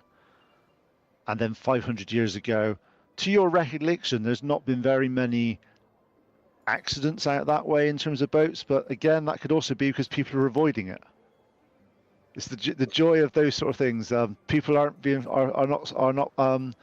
not voyaging that direction, so they are not dying.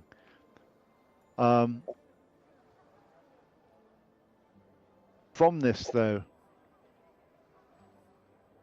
part of the location of from the Aboleth side of things is you are getting that 500 years ago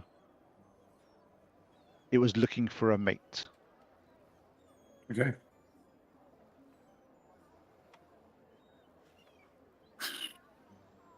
Okay. I'm putting two to two together here. Yeah. Okay. What other? Okay. Do I see it? Okay. Probably not enough to transport to. No, you have a rough location and you have a map. But from this map and from what it was, you know that this is, and from the discussions from Shanti and various things like that about the depth of this, Yep. this is deeper than you've ever been before underwater. And you've been pretty deep, about 750 feet, 750 meters before. Can anyone locate creature? If we start traveling into this spot and I'll start casting out locate creature, maybe we can get it. If we don't, we could get a scroll from Kaldak. Seeing what I have. Locate. I do not have it there. I'm still looking. I don't have it there. One thing about locate creature, just so you know, is a 4th level spell, and it does tell you the location of the creature within 1,000 feet of you. Yep. I'm just saying, like, I don't have that, but.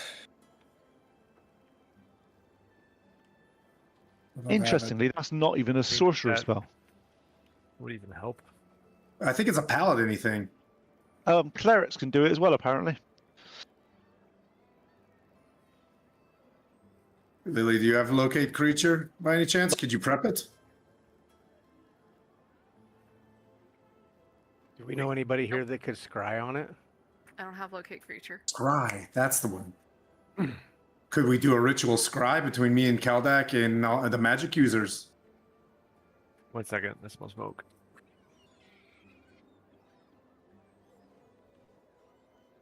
We get smoke and fumes?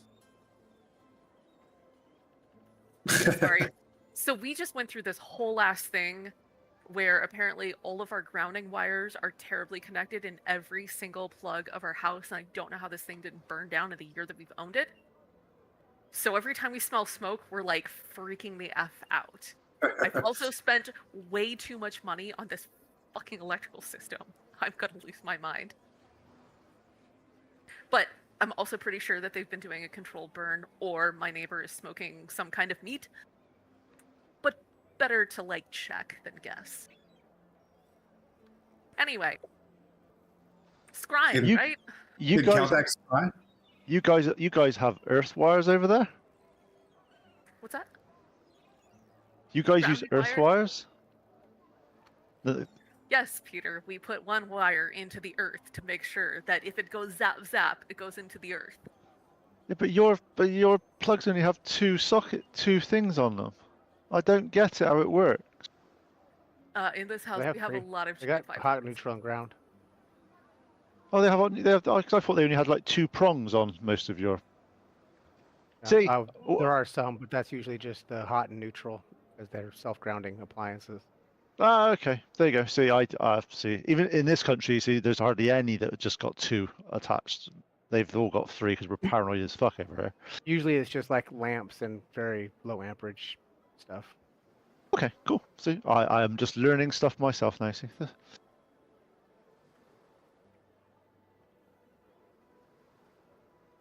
Okay. So you've got some information. What is the plans for now? Are you going Can we to? scry, Pete? With Kelda? Kaladek's not high enough level for Scry. Okay. One second. 'Cause I've got a dog being a pest. You guys are the adventurers here. Kaladek's a bumbling apprentice compared to you guys, but he thinks he's cured everybody until you ruined his hopes and dreams. Okay, the only options that we have is, can I figure out my sextant? Like, what is this thing? What does it do? Keldak can do that, right? Arcana check or whatever. Does he have identify? He has identify, yeah. Keldak, what does this thing do for me? As he starts to go through it, he sits there, he concentrates, he casts identify, and he's like, I don't recognize the material from this. It seems to have been made in some very advanced way, and it's highly accurate, but it just seems to be an extremely well-made sextant. From what I can see from this, I can't see that it has any other usage.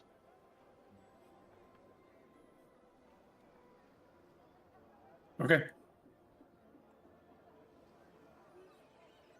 And Leander is, if you are able to wait today, more supplies can come. But obviously the choice is on your head, Lieutenant, and to be fair, your decisions have been better than all of mine. I think we stay the course. The most conservative is to get on the ship, head towards this thing. If Lily can switch a spell to locate creature, we just start pinging this thing, right? We just like I cast wind, gust of wind to get this thing moving, Lily would be casting locate creature as often as we can. When we locate it, we rest and we bonk. Does that make sense? Could Pete confirm for me? Like, so I literally just picked a bunch of stuff. Am I still within a window of I could swap something out? One thing about we've got to remember, as a cleric, you are able to swap all your spells every single day if you want to. Okay. Yeah, I can. Clerics are literally broken. Every other class goes, these are my spells I know, I can't change them, or I have to write them down. Clerics go, you know every single one of them, whatever day you can change them every single morning, no matter what you wanted, as long as you change them. Basically, what I'm going to say is, when you're casting spells, you can't change your spells during that day because you only get them at the dawn. But at the dawn, after every long rest, you could change every single one of your prepared spells to something else. But then that's all you've got for that next 24-hour period. Got it. Got it. Druids are that way too, right? Yes, druids as well. Weirdly, the druid and the cleric, everybody else just gets screwed. Yeah, I think that's the plan. Before this thing gets a mate and makes another baby aboleth. I mean, does it take you 500 years to make a mate? Because I'm concerned that maybe it's already done it. Maybe. I think all of that Been locked aside, up. we know where In it's at, prison. right? There weren't any conjugal visits recorded while it was locked up in prison. So. How do you know? If you check the logbook? If you check the logbook. I mean, we did check it out while we were. It didn't sign in, so. Does that mean it didn't happen? How good are the records at these prisons? If there's no records, there's no crime. That's how it works. Yes. Or was it one of the guards? You see. Mm. The terrible implications there. Let's just skip that. Moving on.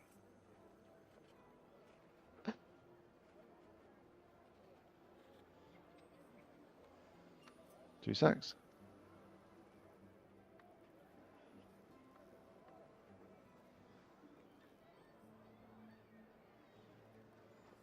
Bill, you silly goof. What's Bill doing there? He says we're cock blocking. Yeah. Yeah, I think it's quite mean as well, Phil. Yeah, I think they're just This is an anti-Abaddon. apocalyptic creature. We can do this. Okay. Bove is ready. Bove is ready. Bovesaw is ready. Bonesaw is ready. I was just thinking that. I wasn't sure if anybody else would get the reference. So. They're making a new one. It should be out soon. What film's that? Demolition Man. No, No, no, Spider-Man. Spider-Man. That Oh, was Macho Man's Bonesaw. And the I first thought that one was- Tobey Maguire back in Macho the Man Randy Savage. Yeah. played You got 3 minutes. All right, I have Bonesaw three is low ready. creatures, him. and each one a lasts second. an hour. So I have 3 hours worth of locate creature. How does it actually last for an hour, or is it some of the it pings and does it? I just read it to me. Let me know. So this is concentration up to 1 hour. Describe or name a creature that is familiar to you. I mean, we've kind of met it, so yes.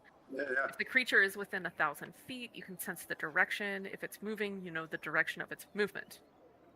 The spell can locate a specific creature known to you or the nearest creature of a specific kind.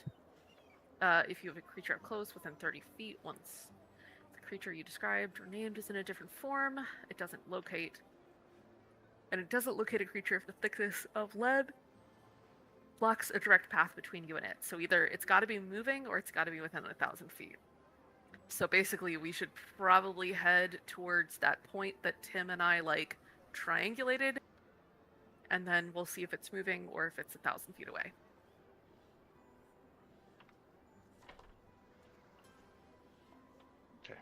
So.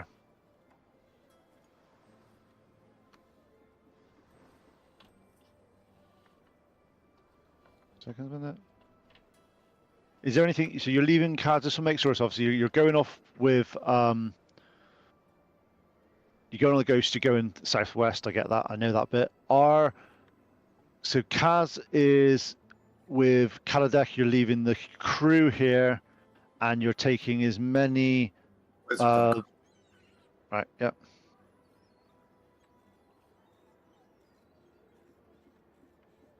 And I think like the 8 or so lizard folk that we had know how to basically work a ship by now. You know what I mean? If they're experienced enough. We have the I don't know how many lizard folk we already had. It was like 4 or 5. I'm not sure that were helping us. And then these 10, they could also learn while we're moving around, and that way when we go do the mission, they're not completely helpless. Cool. Cut one thing. Right. Okay. So, as you approach the ghost, you notice that there has been a carpenter on deck. He's been going through. He realizes that he has been doing this for you to sort of make sure. He says most of the boat is in good enough condition. He provides you a few bits of timbers just to replace a few of the more worn spots. And obviously, if you remember correctly, you did have.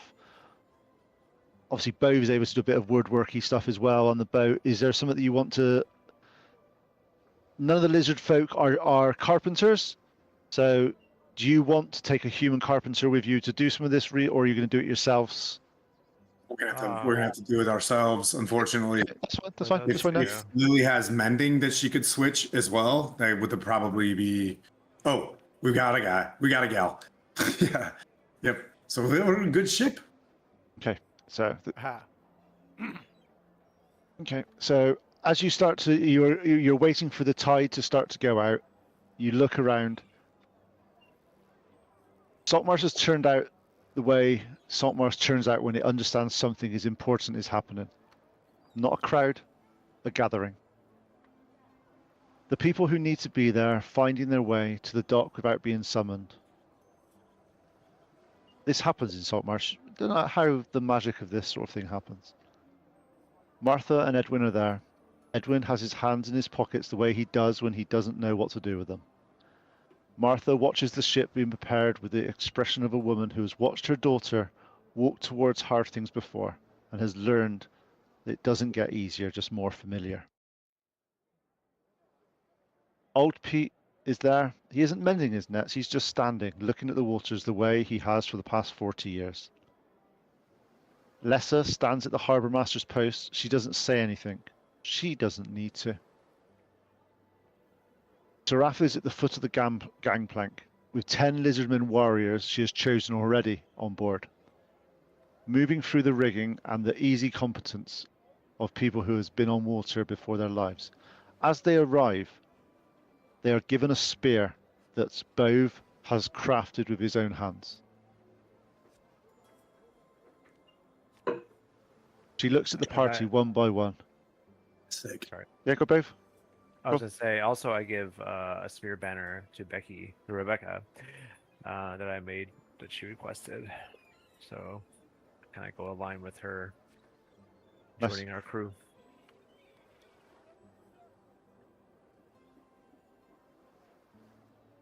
Sarath says you go south and west towards the deep water, what the deep water hides. These go with you.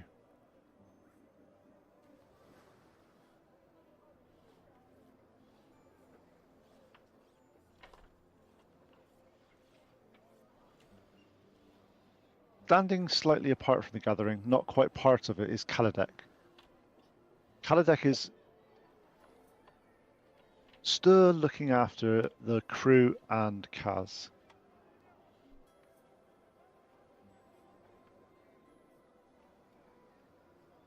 Kaladek and Kaz are going through a few things, looking at various items. The new Kaz looks out towards the boat. I know they have to go, and I know I can't come. She looks at the Sea Ghost, her ship, the one she has sailed for years, the rigging she knows better than everyone and most people. She turns to Kaladek and says, I'm sure they'll bring her back in one piece. I'm sure they will. I trust her. I trust the group. I trust them. You see her look towards Kaladek, and she's eyes fall down. It's still in there. Whatever it's put in me, I'm still me as well.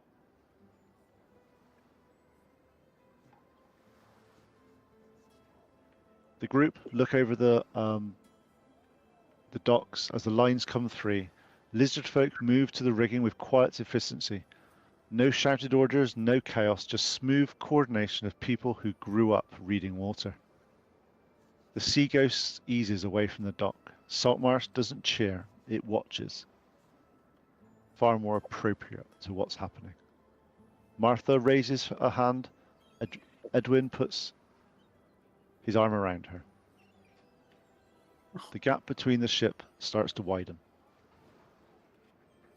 As they clear the harbour mouth, the open water ahead, south and west, Anton moves towards the stern. You see him concentrating and starts to pull the wind in directions that is required to expedite this travel. Sorcery that Anton seems to have been used for special reasons. People have not used this before. The cells don't billow, they snap taut like drumskins. The Sea Ghost surges forward. Lizard folks brace. One of them looks at Anton with what in a human face would be impressed. In a lizard face it's just, yeah, efficient. The coastline begins to move faster than it should, and the familiar landmarks of Saltmarsh's shore, the headlands, the fisher villages, the marsh edges scroll past at twice the pace. The bow cuts through water cleanly. Spray comes back cold and sharp. In an hour or so, the coast is visible to the east, a dark line, occasional light. The water has changed colour, and the green-grey of a sheltered coastline waters giving way to something deeper and more serious. You can feel it in your bones that you're going the right direction. The way around the water changes, the way the swells take on different rhythm. The shallows are behind them, south and west, somewhere ahead. So, Lily, as you cast your first detect creature, you feel the magic extending from you in like waves. So it's 50 feet, 100 feet, 300 feet, going out to 1,000, and then start to rotate, fall back, like a radar, sonar type thing.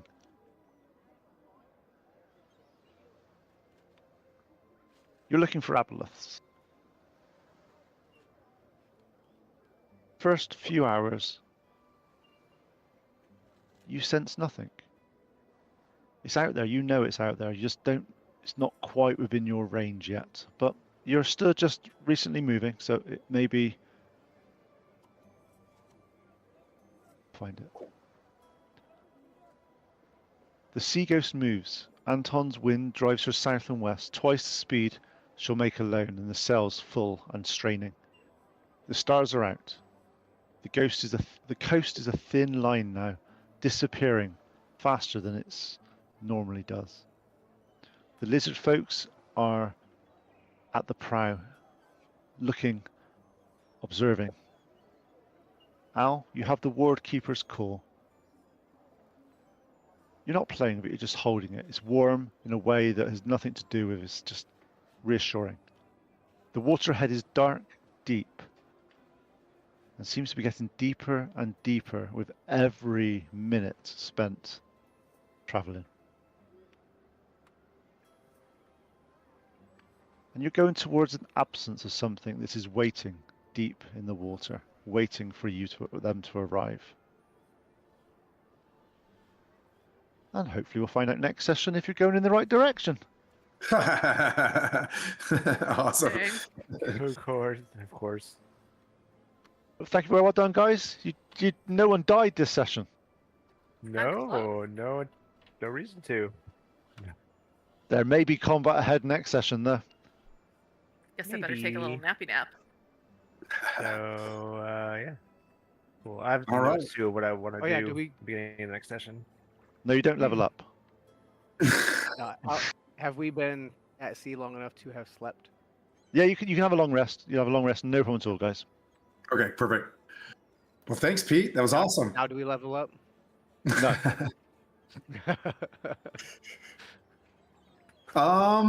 Hey, Skylar, before we raid to Orc Skull, can you run the trailer one more time for tonight's session?